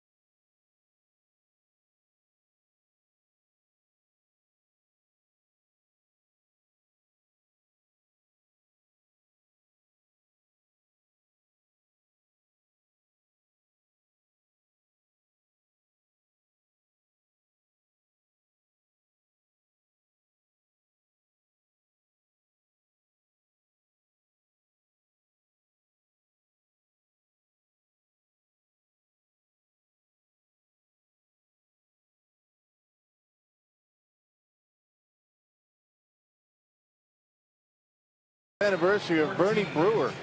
Bring the family out to Miller Park August 16th through the 18th for a birthday weekend at Bernie's, presented by Southwest Airlines. Visit Brewers.com/Bernie40 for details. Bernie would love to hit the slide tonight. We've had one home run in the game. That was by the Padres right fielder Will Venable. That gave him the lead in the fourth. Thornburg now to start his second inning of work. Mark Kotsay leads off for San Diego. A lot of games across the Major League Baseball schedule tonight. Got a doubleheader going in San Francisco. The Reds have a 9-3 lead in the first game of that doubleheader. Hard to believe the Giants, if they don't have a miraculous comeback in that game, they're going to go 9 games under 500, the reigning world champs. They'll play game 2 of that doubleheader with the Reds as the home team in San Francisco.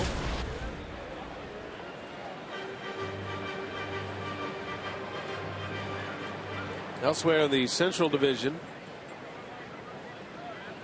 the Pirates beat the Nationals earlier today. Garrett Cole won again. He's 5-3. Beat him 5-1. Pittsburgh now 20 games over 500. Yeah. Trying to keep pace with the Cardinals, who are leading the Phillies 3-0 tonight. That game's in the 6th. As Kotsay drops one into center field for his second hit. Yeah, talking about tomahawk and a high fastball. Mark Kotsay still with that quick bat up in the zone. You talk about the Giants. The Giants with the 3rd worst team earned run average in the National League. 4.1. How's that possible? That pitching staff and pitching in that ballpark. And the worst team fielding percentage in the National League. So bad pitching, bad defense. But the offense pretty good. Brewers are going to see the Giants in San Francisco mid-August. Yeah, it's part of a 3-city road trip. That's going to be a tester. You got a 4-game series in San Francisco, 3 in Seattle, and then 2 against the Texas Rangers. Covering a lot of miles.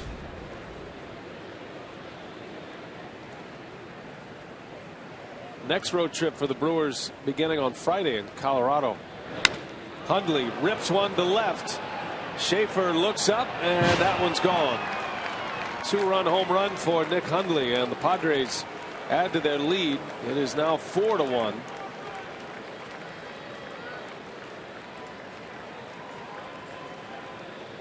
Hundley has 2 hits.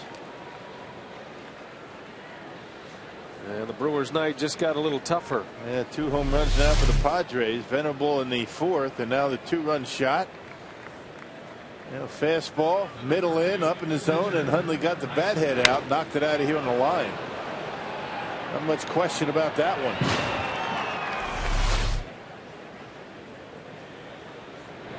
one. And here is Ross, the pitcher, takes strike 1.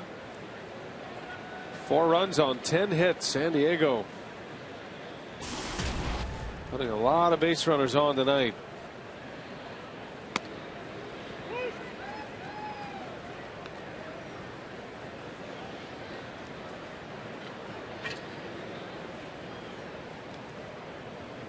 Brewers have their scoreless inning streak by the bullpen snapped with that home run. 20 2/3 innings by the relievers,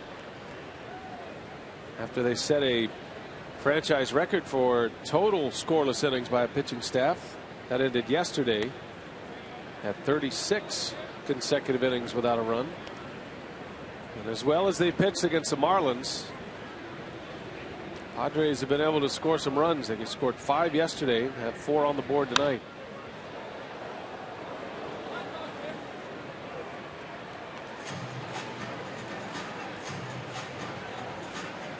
These hitters must love going on the road. I mean, as tough as it is to hit in that ballpark at Petco Park in San Diego. Ball doesn't travel very well. It's a big ballpark. It's got to be refreshing for these guys to hit a ball like Hundley just did and have it go over the wall. That's not a home run in San Diego.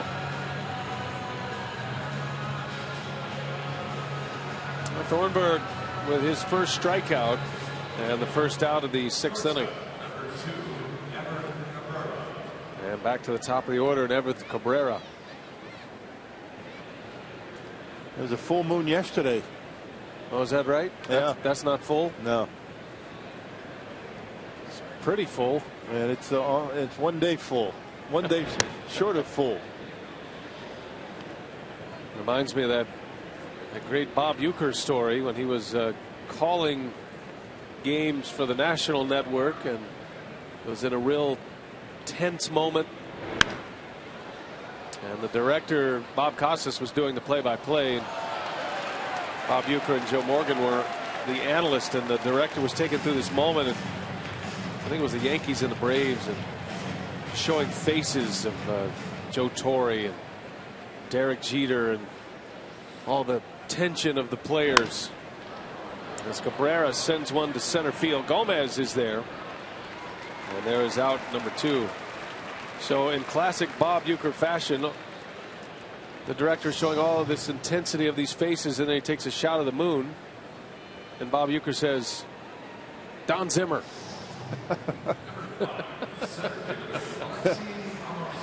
Could be Mark Grant too. Yeah. That is a good call. Looks a lot like Mark Grant. And its roundness.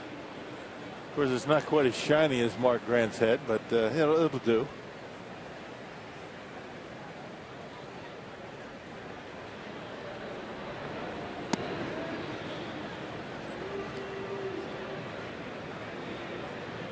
Two and 0 on Amarista with 2 outs. 2 runs are in here in the 6th inning. And a bouncing ball. Weeks backhands it. Got to hurry his throw, and it is in time. Inning over. A 2-run homer by Nick Hundley, and there it is. Even the clouds are appropriate.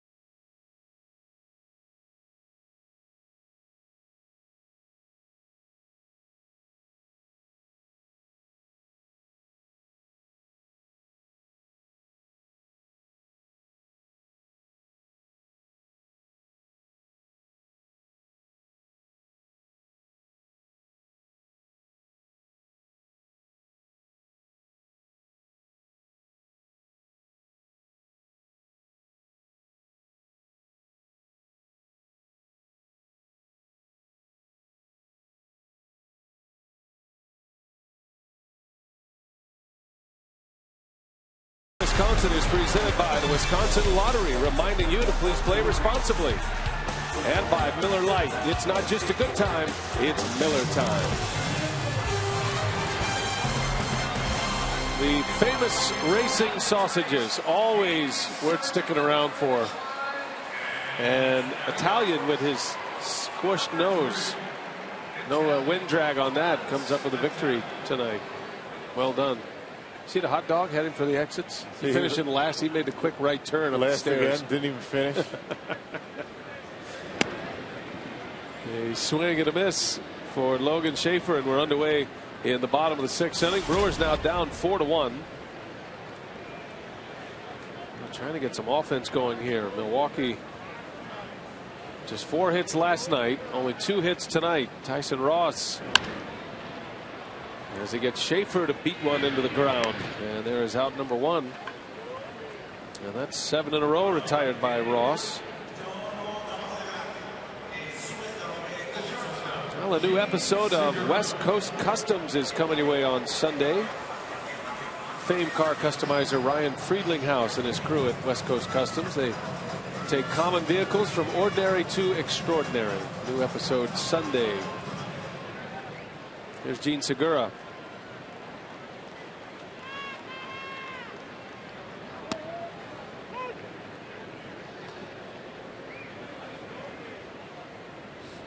Segura is 0 for 2 tonight.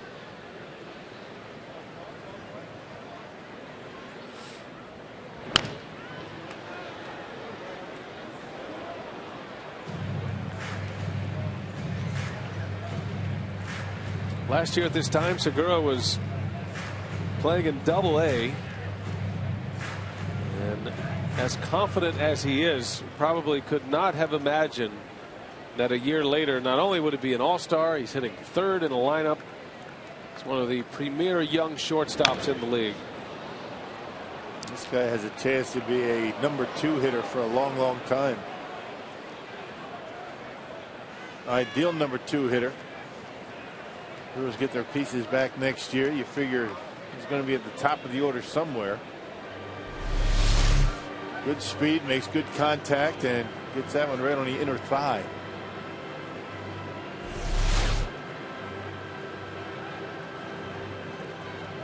That might slow him down a little bit.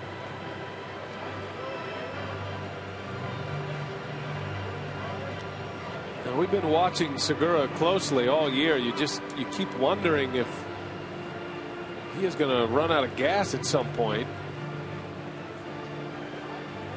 He's only 23, but he just keeps hitting. He keeps playing well.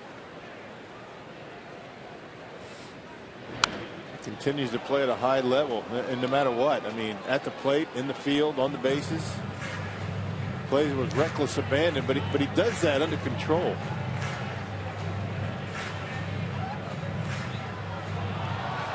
Something that is relatively unusual, or you don't see a lot of with a young player that really hasn't had a whole lot of time in the minor leagues. And down it goes on strikes. That breaking pitch has been nasty tonight. He has not made one mistake with that off-speed pitch, that slider. 6 strikeouts.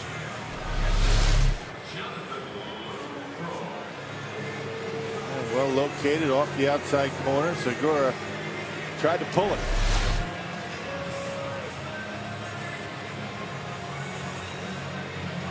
So 2 up, 2 down, and that'll bring up Lucroy.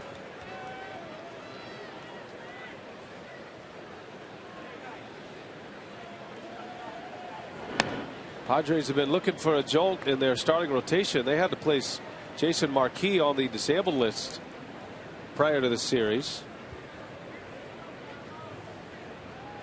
Clayton Richard is out for the season as Lucroy sends one out to center field, run down by Amarista. And Ross in control right now. He has retired 9 straight.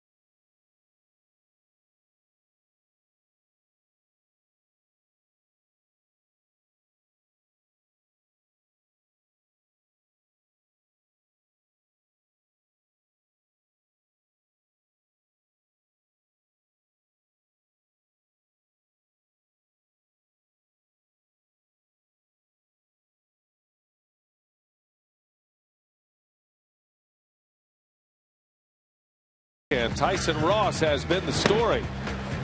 Just activated from the minor leagues today. He gets the start, and he is dominating. 6 innings, just 2 hits, giving up just 1 run. Will Venable hit home run number 12 in the 4th inning. That gave the Padres the lead, and then Nick Hundley goes deep in the 6th inning to add to it. That was a 2-run home run by Hundley. And it is 4-1 as we head to the 7th inning. In front of a crowd of over 28,000 tonight on a Tuesday night. Tyler Thornburg back to work. Donovan Hand gave up 2 runs in 4 innings, and now Thornburg allowing 2 runs in his first 2 innings. Starts inning number 3. Headley leads off.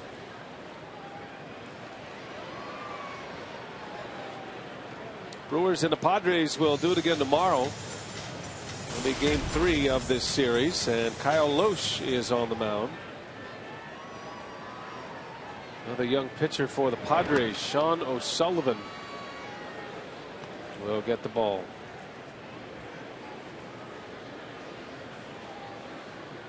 O'Sullivan to make his 2nd start of the year and just his 3rd outing in the big leagues. Thursday's game will not be televised, by the way.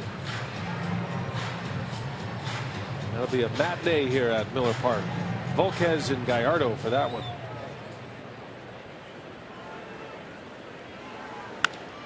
Headley lines one into center field. Well, a good piece of hitting there by Headley. Man pulled the hands in nicely and got the big part of the bat on it. Not a bad pitch by Thornburg, but you would expect a guy that had 30 home runs last year to try and pull that one, but it's kind of inside out stroke into center field. Check our text question tonight, courtesy of Ho Chunk Gaming. Lisa wants to know, would Tyler Thornburg be the swing pitcher currently in the bullpen? I would imagine if a starter went down or had a problem that Thornburg would be the guy to get the start. But right now he's a long man, and it's always good. You know that the pitching is in pretty good shape when your long man goes 2.5 weeks without an appearance. And before yesterday, that was about how long it was between appearances for Tyler.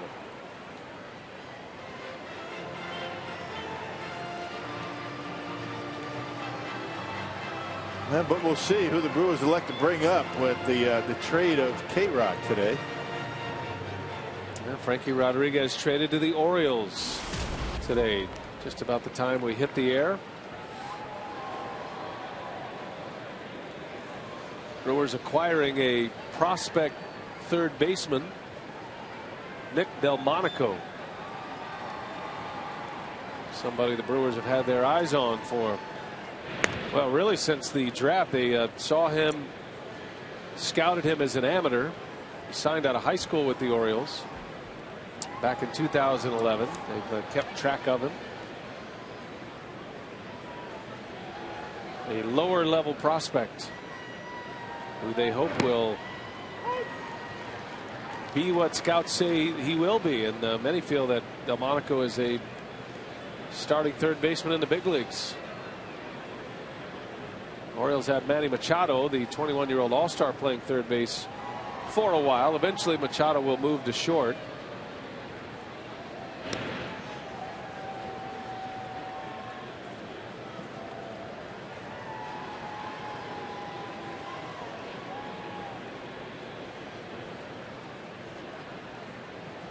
I'm curious to see how K-Rod will pitch in a pennant race. Well, he's done it before. He thrived in that role, in a setup role in 11. Of course, he with the Brewers, he did a nice job, and early on in his career, his time with the Angels, I don't think it's going to bother him too much. Pitching's pitching, and K-Rod's been throwing it well.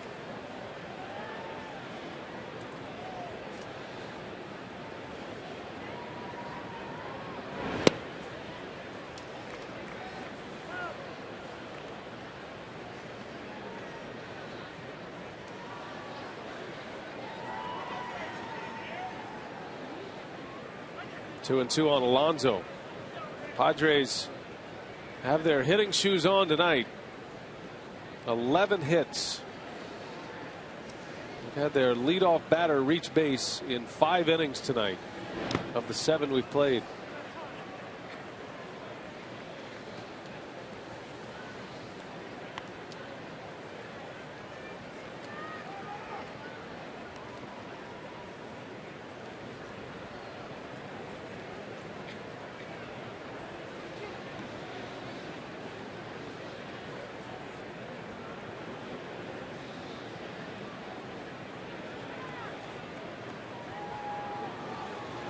Runner goes, and Alonso fouls it away.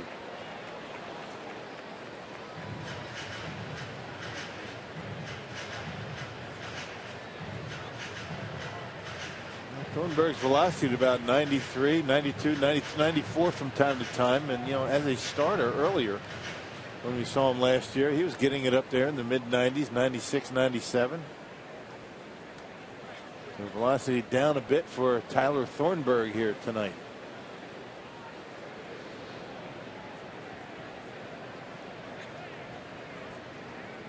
Runner goes again on the 3-2 pitch. This one's popped up. Long run. Bianchi's got it. Been impressed with Jeb Bianchi. Craig and Davey talked about his defense earlier tonight, and he's starting to settle in. Talked to him today about third base. He said it's not a position that he has played a lot until last season. He's been a shortstop most of his career. As he was coming up through the Royals system, he was an everyday shortstop, and then as it started to look like he's more of a utility player, he added to his positions, and third base is something he's starting to get comfortable with. And baseball gets through a lot more quickly at third base than short. Reaction time not very good. They don't have a lot of reaction time. Down the line, snaring a line drive. They get a nice play on a backhand pickup and a good strong throw. He's got enough arm to play third base. Coming in, you don't see that play at shortstop all that often. He's just a good athlete, good middle infielder that can play some third base. He's got the arm for it.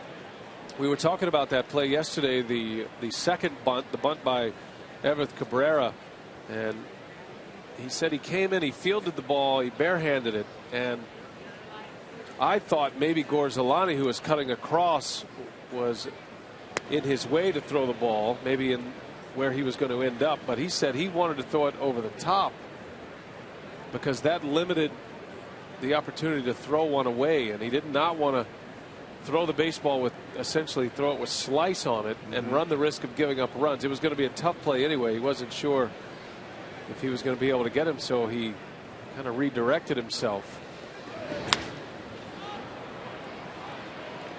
Jerko flies to right for out number 2. And that's another throw you don't have at shortstop. I mean, that long throw across the diamond, you pick it up on a bare hand pickup, and the arm angle is such where, as you talk about, you have a big slice on the baseball, and you almost have to make your throw. Your target's got to be about 4 or 5 feet to the infield side of the bag, so that ball will slice right to the first baseman. Especially when you're charging hard, and that takes a while to get used to. I think Bianchi's point is a good one, and I think it's kind of indicative of where the Brewers are right now at a number of different positions, but he made the right choice because he's not so familiar with that play. He made the safe play. Play it safe, yeah. Instead of throwing the ball down the right field line. There's a bouncer, and that's going to sneak through. Weeks has the ball. The throw to third base is late. Well, that bounced right over the head of Francisco. And Venable is aboard with his 3rd hit of the night. A high chopper right off the front area of the plate and into right field. Of course, Ricky Weeks doesn't give up on it. He gets it, but doesn't have a play. Venable is 3 for 4 tonight. Well, if you want to continue to learn the basics of baseball, stay tuned to our Brewers Live postgame show and the postgame instructional as they break down the techniques and strategies of the game.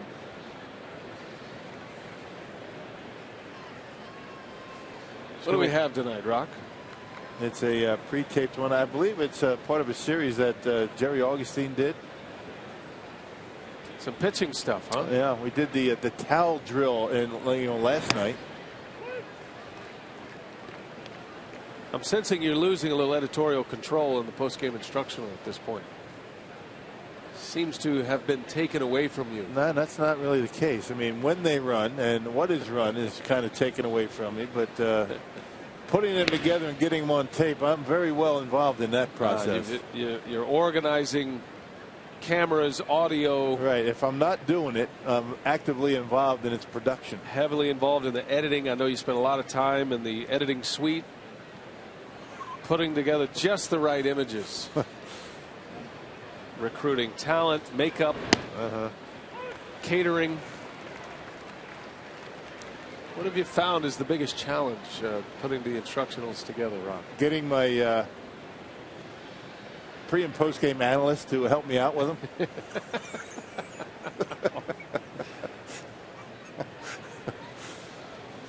Davey Nelson, Jerry Augustine. Davey's done. Davey's done some.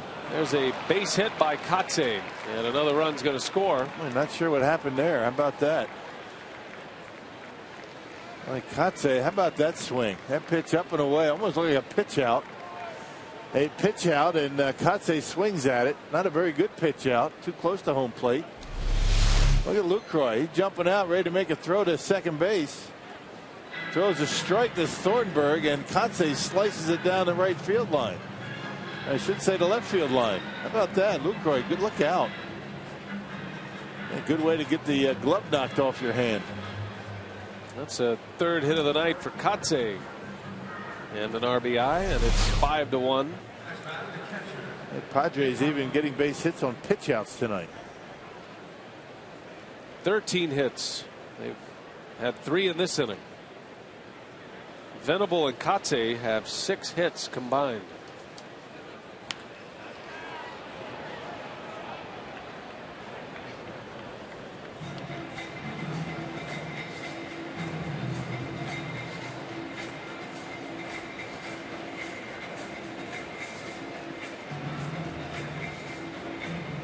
Nick Hundley hit a 2-run home run back in the 6th inning. Gave San Diego a 4-1 lead at the time. They've added to it here. 2 outs. 0-2 the count.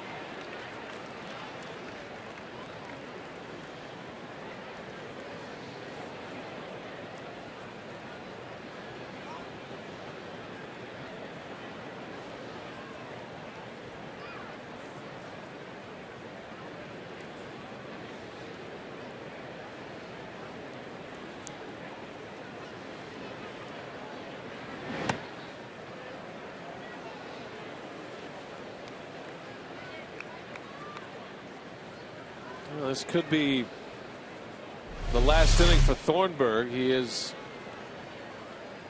trying to get through 3 innings for the Brewers. Brewers a man short in their bullpen tonight with the trade of Frankie Rodriguez to the Orioles.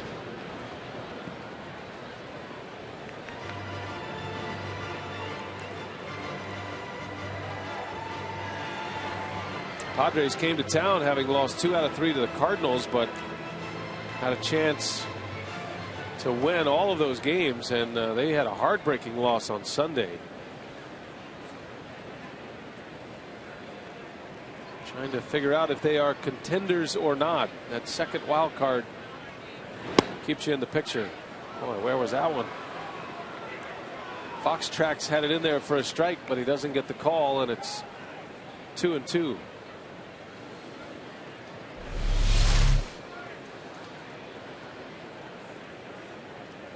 Well, Jim Reynolds apparently didn't like it. The curveball in the 0-2 pitch looked like a pretty good pitch too.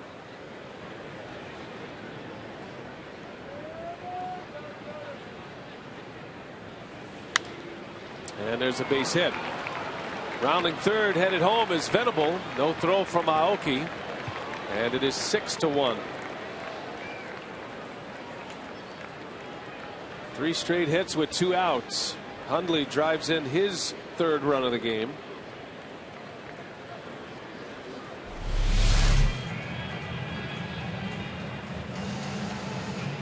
Well, didn't get the call in the low strike, so Thornburg forced to elevate it just a little bit, and Hundley able to slice it into right. Gets that extra chance, that extra strike, and he makes the most of it.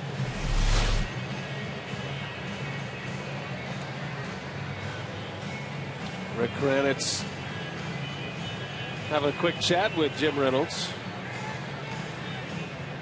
And Thornburg will stay. 6-1 San Diego. This has been an ugly one tonight for the Brewers. Man, oh man. 14 hits for the Padres. Brewers have 1 run on 2 hits, 2 singles.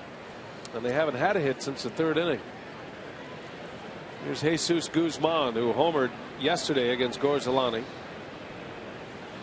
That will do it for Tyson Ross. 6 innings in his first game back in the big leagues. 6 innings, 2 hits, 1 run. Struck out 6.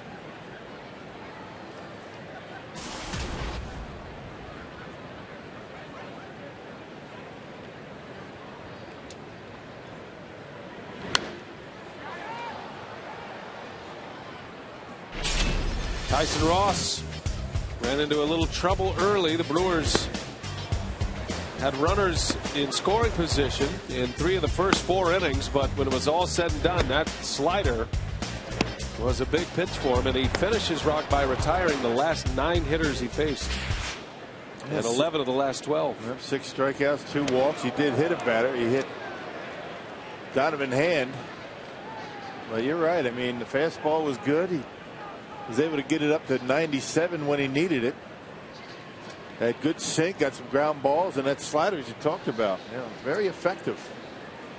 6 feet 6 inches, 200+ pounds, and used the sinker very effectively tonight.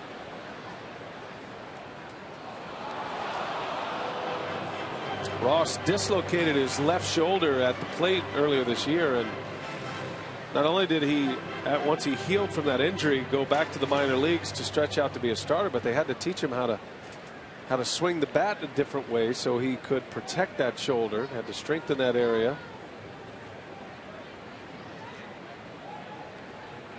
And a lot of work for him to come back from injury. And here he is in the big leagues. Guzman pops it up. Lucroy off with the mask. Right on the logo to end the inning.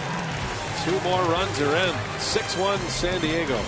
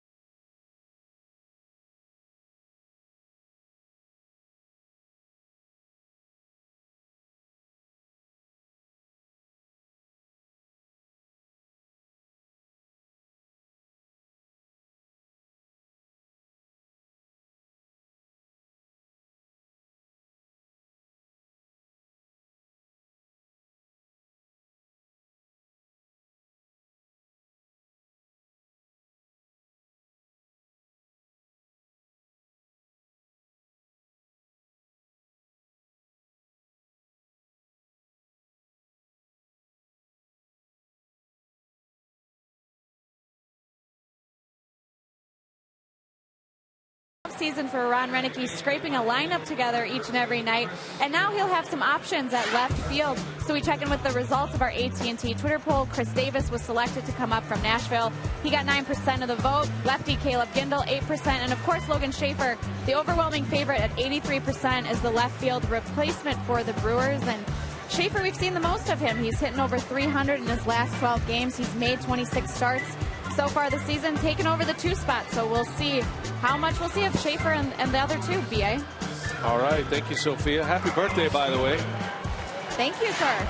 Anything special going on for your birthday? Did anybody do anything that they shouldn't have? No, no shenanigans. Just K-Rod getting traded. That's how we're celebrating. Bunch of balloons for you. We did get a balloon. That was nice. Thank you to our crew. Rock's got a birthday coming up at some point. Yeah, well, Sophia, it's not a big a deal. Her birthday like yours is here in the ballpark. Streamers and cakes and all kinds of clowns and pony rides up here. And we are going to have a major extravaganza for the Bill Schroeder birthday. As Chris Denorfia takes over in left field. Mark Kotze has enough hits, I guess. The 3 of them tonight. Nick Vincent is on the mound for San Diego. 6-1 our score. Nobody promotes or enjoys their birthday more than Media Relations Director Mike Vassallo. Yeah, it is. He sets the standard for birthdays. It's almost embarrassing. Gomez strikes out. And 1 away in the 7th. Rock, will you be here tomorrow? I will. We have a ball game here tomorrow, and it'll be Sean O'Sullivan against Kyle Loesch. Make sure you're here by 6:30 tomorrow night. That's the Brewers Live pregame show. Yeah, I'll be here normal time down on the field during batting practice. That's my favorite part of the day, Yeah, it's very relaxing. Get down there and talking to the guys, talk to the coaches, lean up on the batting cage and watch batting practice. Love it. Dive into the double bubble. Yeah. The rhythms of the game. Hey, get here early. Get here about 3:30. Get up here in the booth, and there's not a sound. Maybe somebody's taking some extra batting practice. You hear the crack of the bat. You got the scorecard out, going through your notes, and a very relaxing part of the day. And then from that point on, up until 7 o'clock, it gets continually louder and louder and louder, and it's game time. It's kind of the way you get into your day. It's kind of like the wake-up call. Your alarm. That's how you kickstart the day at the ballpark. It's always a little disturbing to see Rock over in the corner sniffing the pine tar rags. They should make cologne out of that stuff. Seriously. Nothing better. You get down to spring training and you get out on the field, and your first day you get to spring training. When we come follow the team, we do the webcast. Right. Emmy award-winning webcast. You smell the grass and the pine tar. I mean, that's nothing like it. Just seeing the grass is a bonus. That's in right. late February. Yeah. Pine tar. Not so much with the glue sticks, but. And they don't have much of an aroma.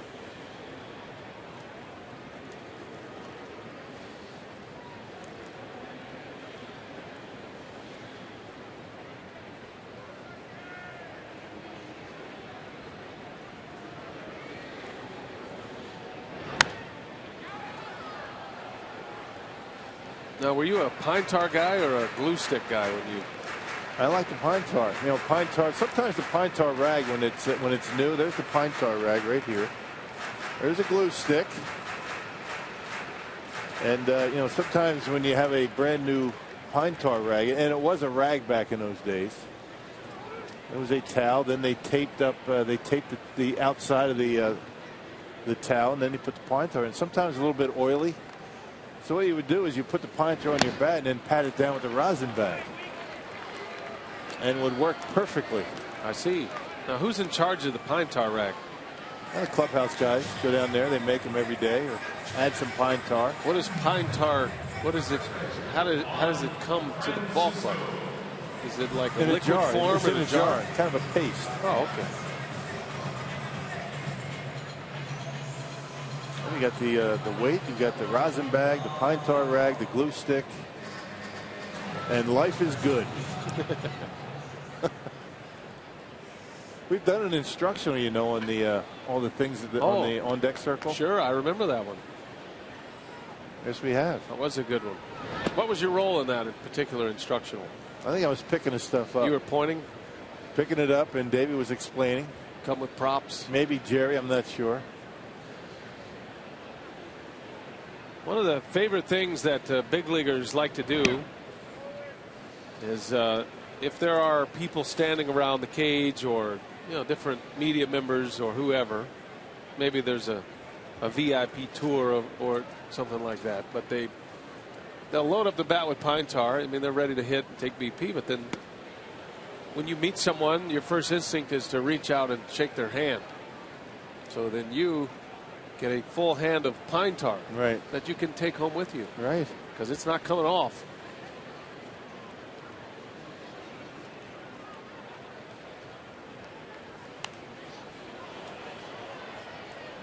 Two and two the count on Francisco.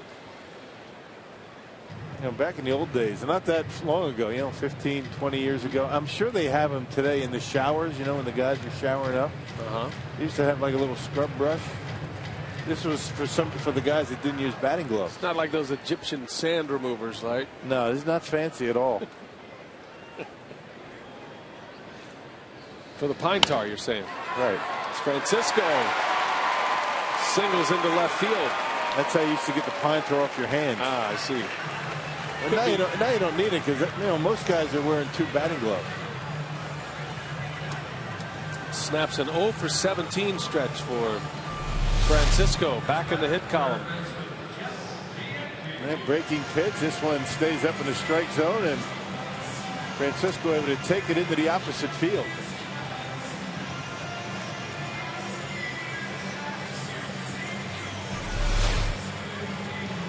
Feels good for Francisco. Break that long drought. Jeff Bianchi at the plate, presented by Wendy's. 1 out of 2, has a single, a stolen base. He scored a run, the only run of the game for the Brewers back in the 3rd inning.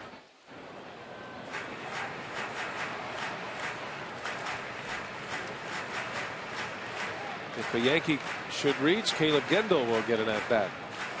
That'll be the end of the night for Thornburg.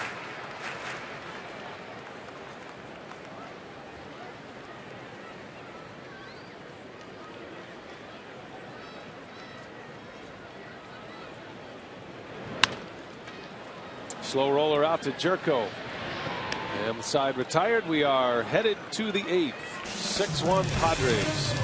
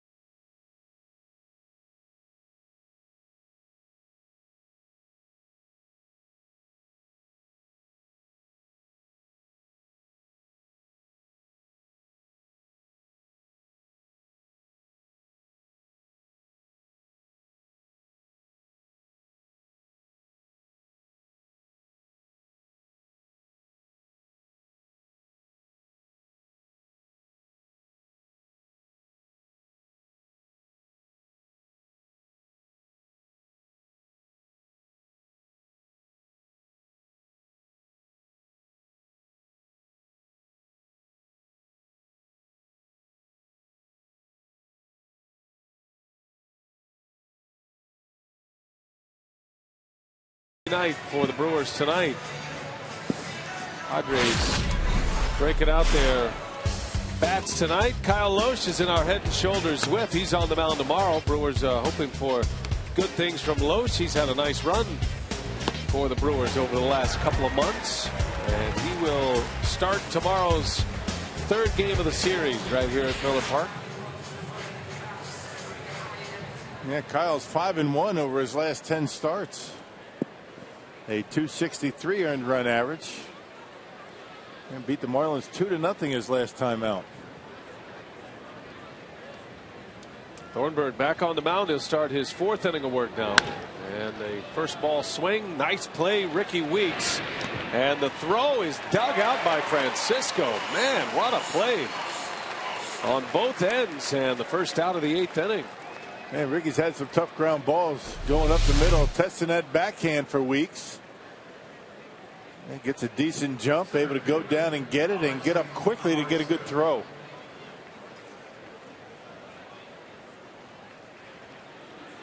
Yeah, beautiful play by Weeks. Good strong arm. You can notice that Francisco is starting to feel a little bit more comfortable with his footwork at first base.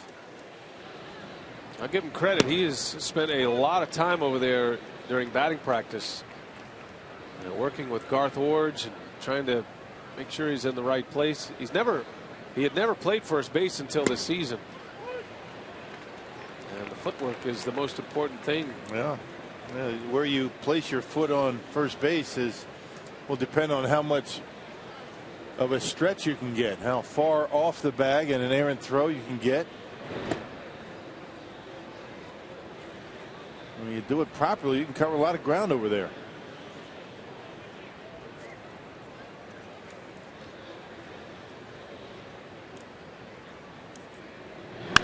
Amarista fouls it back. Count remains at 1-2. Well, not a whole lot to choose from tonight, but our AT&T U-verse rewind, we take you back to a key double play. This was back in the 3rd inning. Jed Jerko with 2 on and 1 out. He bounced into a 6-4-3 double play to win the inning. But Yankee takes care of Amarista for out number 2.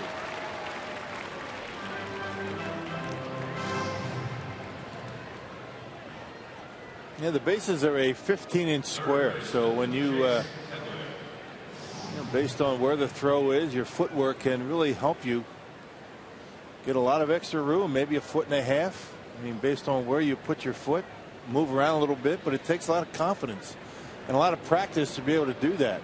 And when you first go over there, you stick your foot on the bag and you don't move it, and a lot of times you'll stretch a little bit early. And the guys that have been around there a long time, they use that base to their advantage. They can jump up on top of the bag to get a high throw, and those are some of the things that he needs to work on. Well, with his power and the fact that he is a home run threat, there's a lot to work out with his swing as well, and he's trying to do that mid-season also, which is not easy. There's a lot of talent in there, but there are a lot of flaws not only in his swing but defensively, and the Brewers are taking this opportunity to see if they can tap some of that talent of Juan Francisco after being designated for assignment by the Braves. And I think a wake-up call for him. He was traded from the Reds to the Braves. When he was with Cincinnati, he was thought to be, and Dusty Baker said as much, he was thought to be the everyday third baseman of the future once Scott Rowland retired. And it didn't work out that way. It was a swing and a miss. Thornburg with a strikeout. Nice inning. 1-2-3. Brewers are down 5. 6 outs to work with.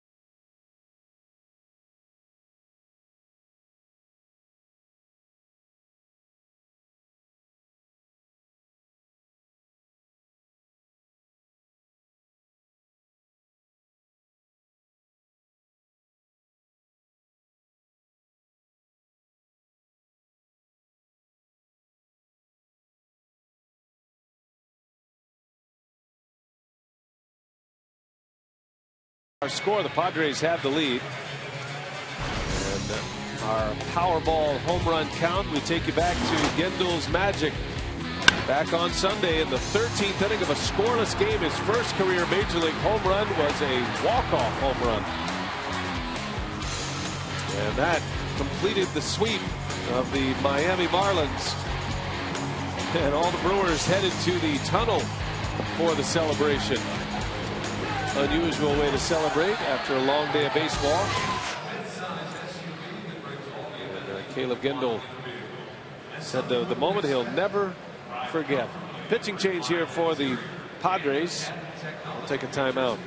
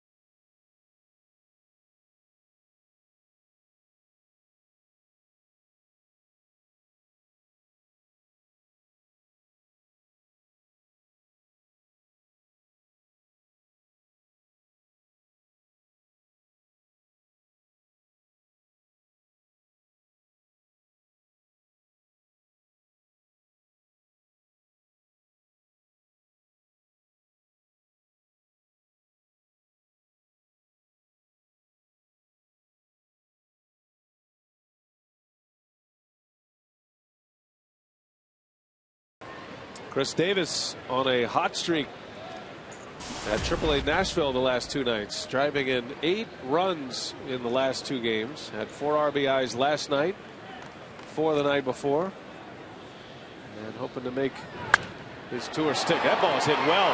That is way back in right field, and Chris Davis with his first big league home run, an opposite field smash. And it's 6-2 San Diego, and Murray hits the slide. Well, he's been getting a lot of playing time. He's been swinging the bat well down in the minor leagues, and first game back, knocks one out of here to the opposite field. Very impressive home run for Chris Davis. These are the kind of swings we saw from Davis in spring training. Our shining moment brought to you by Marshfield Clinic. Chris Davis, his first round tripper of his big league career. He's showing big opposite field power. Way back.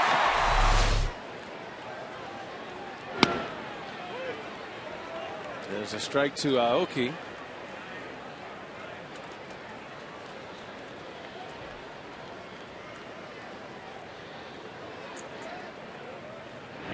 I hope Davis will be able to get that ball back. The Brewers will make their best efforts to retrieve it for him. And Aoki slashes one foul. They're just waiting for some goodies out there, aren't they? A couple of bats, a couple of balls, maybe a hat.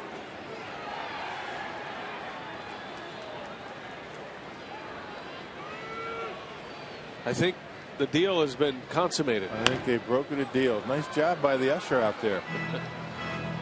anticipating that the Brewers would like to have that one back. Took it upon himself to broker a deal. I hope he didn't. Hope you weren't too fond of that car you're driving. You know, she's upset. She wanted it. We got to get her a ball. Aoki rolls one to third. Nice play, Headley. Wow, that's how you want to Gold Glove right there. Beautiful play. Oh, look at that poor girl. She is super sad. I got a baseball up here that perhaps I can give her. Absolutely. Davey will take care of her. They're close. You want me to get up and walk out there and give it to her? I think you should. You're not going to leave, are you? How else would I get out there? No, I mean leave. Oh no. Not go do that and just leave. I would not leave my seat. I was just kidding.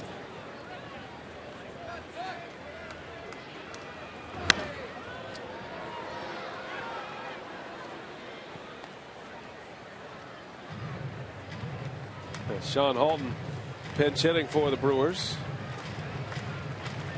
in the big leagues for the first time. Do we have anybody around here that can run this baseball out to her? Oh, go ahead. I'm not going. We'll time you. Be like Benny Hill. 3 o'clock tomorrow. Look at Crystal. Crystal's there. Look at that. That's how it's done. Yeah, I see. They don't need us. She got her ball. Hey, I'm a sucker for a good pout, especially from a cute girl like that. Yeah, right? yep. We've got daughters. We've taken care of our business as Halton strikes out to the second out of the inning. There's a major negotiation going on in front of that little girl, and we've made a friend. I think we ought to bring her up here to call the last inning. She's going to smile eventually. She's still upset at those guys down there. Segura takes a strike. All right. Just tickle her a little bit.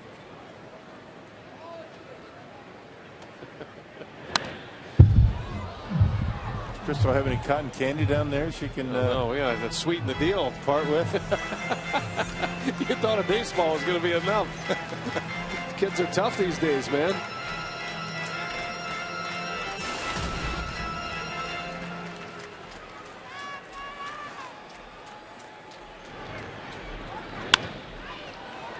Segura out to Cabrera. Side retired.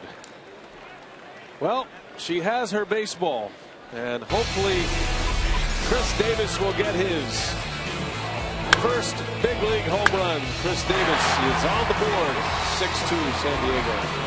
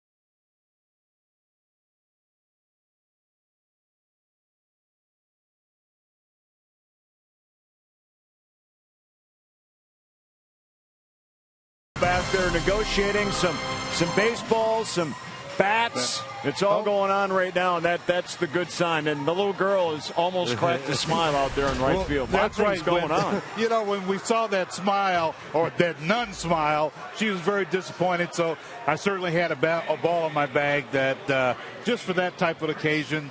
Crystal was great enough to send it over to her. And so she's a happy girl. All right, of course, earlier today, Francisco Rodriguez going over to the Baltimore Orioles, and they obviously pick up an instant closer. The Brewers get Nicky Delmonico. He is a single-A third baseman right now, but a big-time prospect. Well, that's right, and he's a corner prospect where he play first or third base. So, you know, it was a good trade. K-Rod, you know, loved it here, but he was pitching so well, you knew somebody was going to go after him and try to get him. Jim Henderson in the game now. We'll hear from K-Rod, Brewers Live postgame, plus Ron Renicky as well, coming up after the ball game, Brian. All right, thanks, Craig. Good job, Davey. He's always got something in the bag of tricks. Now you see the numbers on Jim Henderson. It will certainly be interesting with the K-Rod deal today, who Renicky will use as his closer moving forward. It'll be either Henderson or Axford. Well, both of them pitched on Sunday against the Marlins. Axford threw 2 innings on Sunday in that extra inning win. Jim Henderson pitched a scoreless 11th inning. That ball's ripped into center field. Alonso continues the heavy hitting night for the San Diego Padres. That is the 15th hit. Segura scares him back. Alonso, he's had a good night at the plate as well. He has walked twice and he has 2 hits and a stolen base. A nice short stroke, and he whistles that one into center field. Taking a big turn and just kind of fell down. Made it look like a dive, though. That was the key. Salvaged some cool points with that. He's kind of caught a cleat, didn't he? Good thing he was close to a base.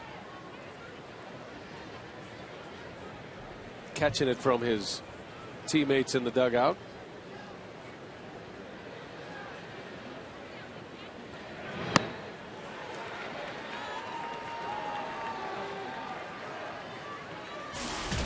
Well, Craig and Davey will have Brewers Live for you coming up. An instructional from Jerry Augustine tonight. Some pitching mechanics.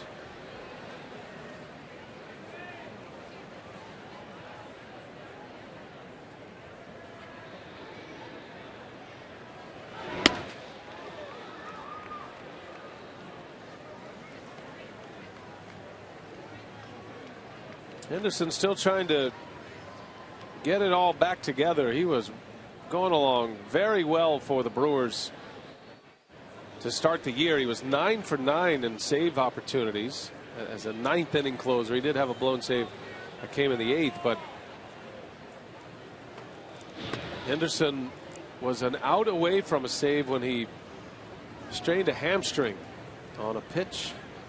Had to come out of the game, and that set him back for a month.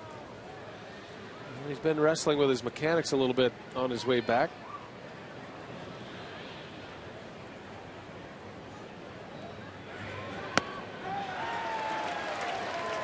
Picks up a strikeout. His first out is a K.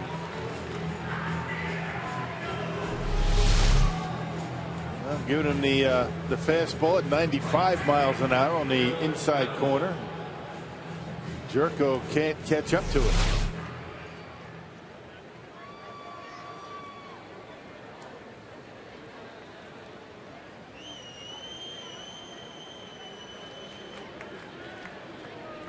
Here's Will Venable now, who has 3 hits tonight.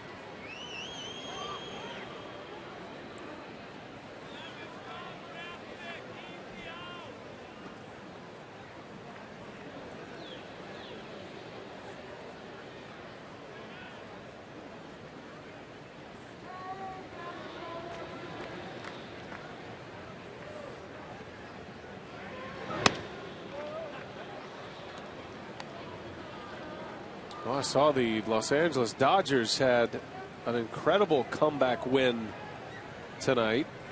They were in Toronto and they trailed 8-3 going into the 7th inning in Toronto.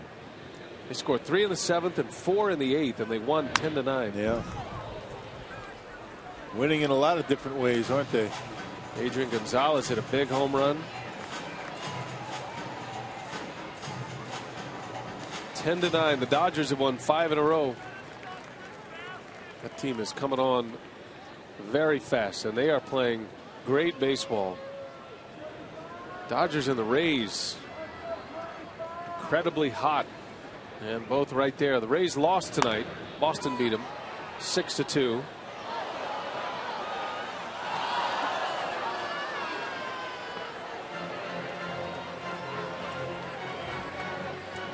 Cardinals are 3 outs away from a victory over the Phillies. St. Louis still leads the Central Division. Pirates won tonight. Won 3 in a row. They beat Washington. Nationals continue to struggle. I saw where the Nationals have fired their hitting coach the other day, Rick Eckstein. Yeah. David Eckstein's brother. Oh, you hate that. You hate seeing coaches lose their jobs. Guy's not getting the job done, and the coach gets it. Same guy that got him to the postseason last year. Right. Offense. Won a division. Right. That's the way it goes, though. The old saying, you can't fire the team.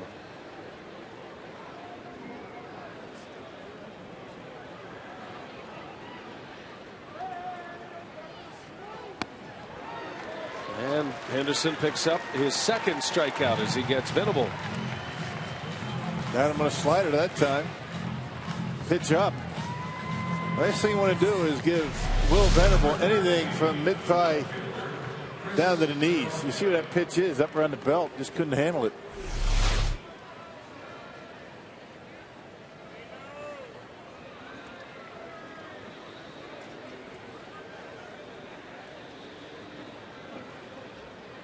Here's Denorfia batting for the first time. Came in for Kate, who finished with a 3-hit night and an RBI. It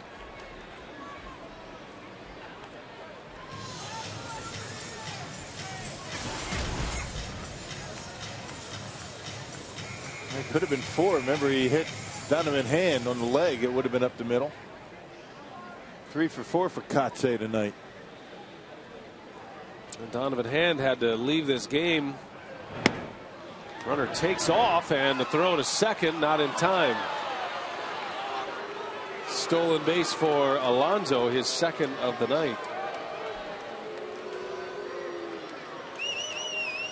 Not a guy you think about when you think about stolen bases. Let's see, is he out or safe? He's out. I mean, how do you miss a call like that? I mean, that's not even close. Very nonchalant down there at second base, and he missed the call. James Hoy, the second base umpire. Brewers are down 4. Runs have been tough to come by. Certainly can't afford to go down anymore at this point. Fly ball to right. Aoki squeezes it for the out. To the bottom of the 9th. Last call for the Brew Crew. He's checking out that ball. Who's Alan H. Seelig?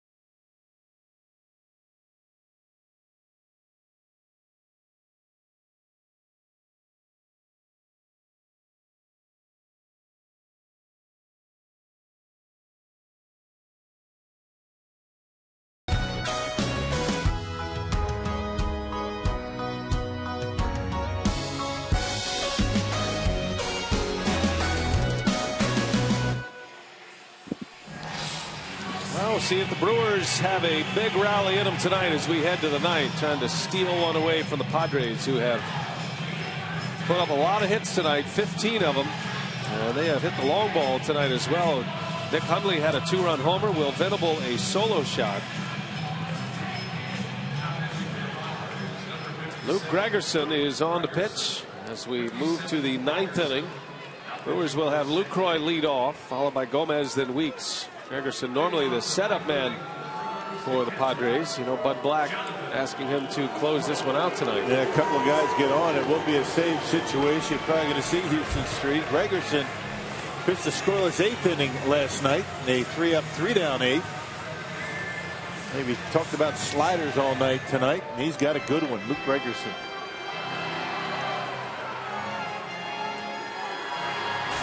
Brewers won the first 3 games of this homestand and in danger of dropping the first 2 in the series against the Padres with 2 more to play.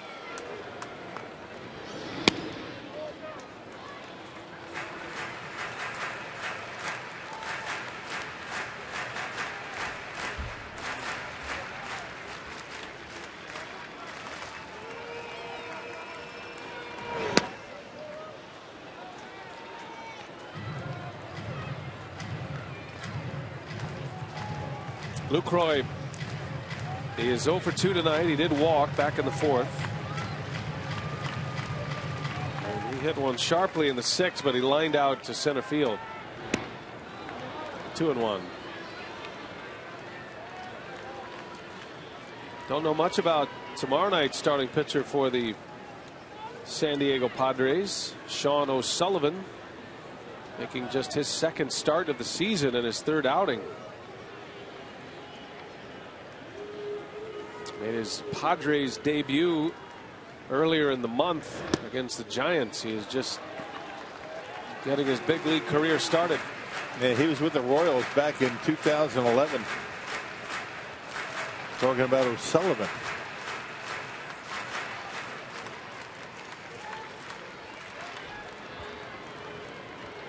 Kyle Loesch will be on the mound for the Brewers tomorrow, and then Gallardo on Thursday. There's a strike, 3-2.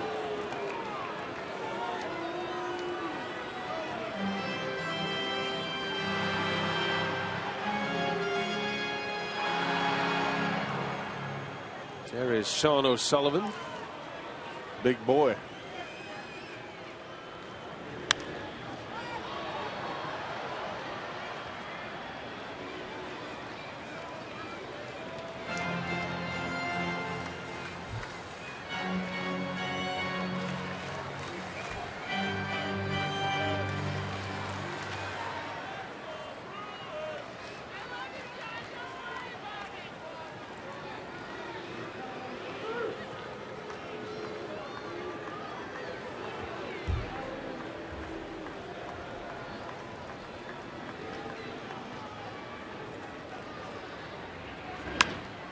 Popped him up right up the pipe.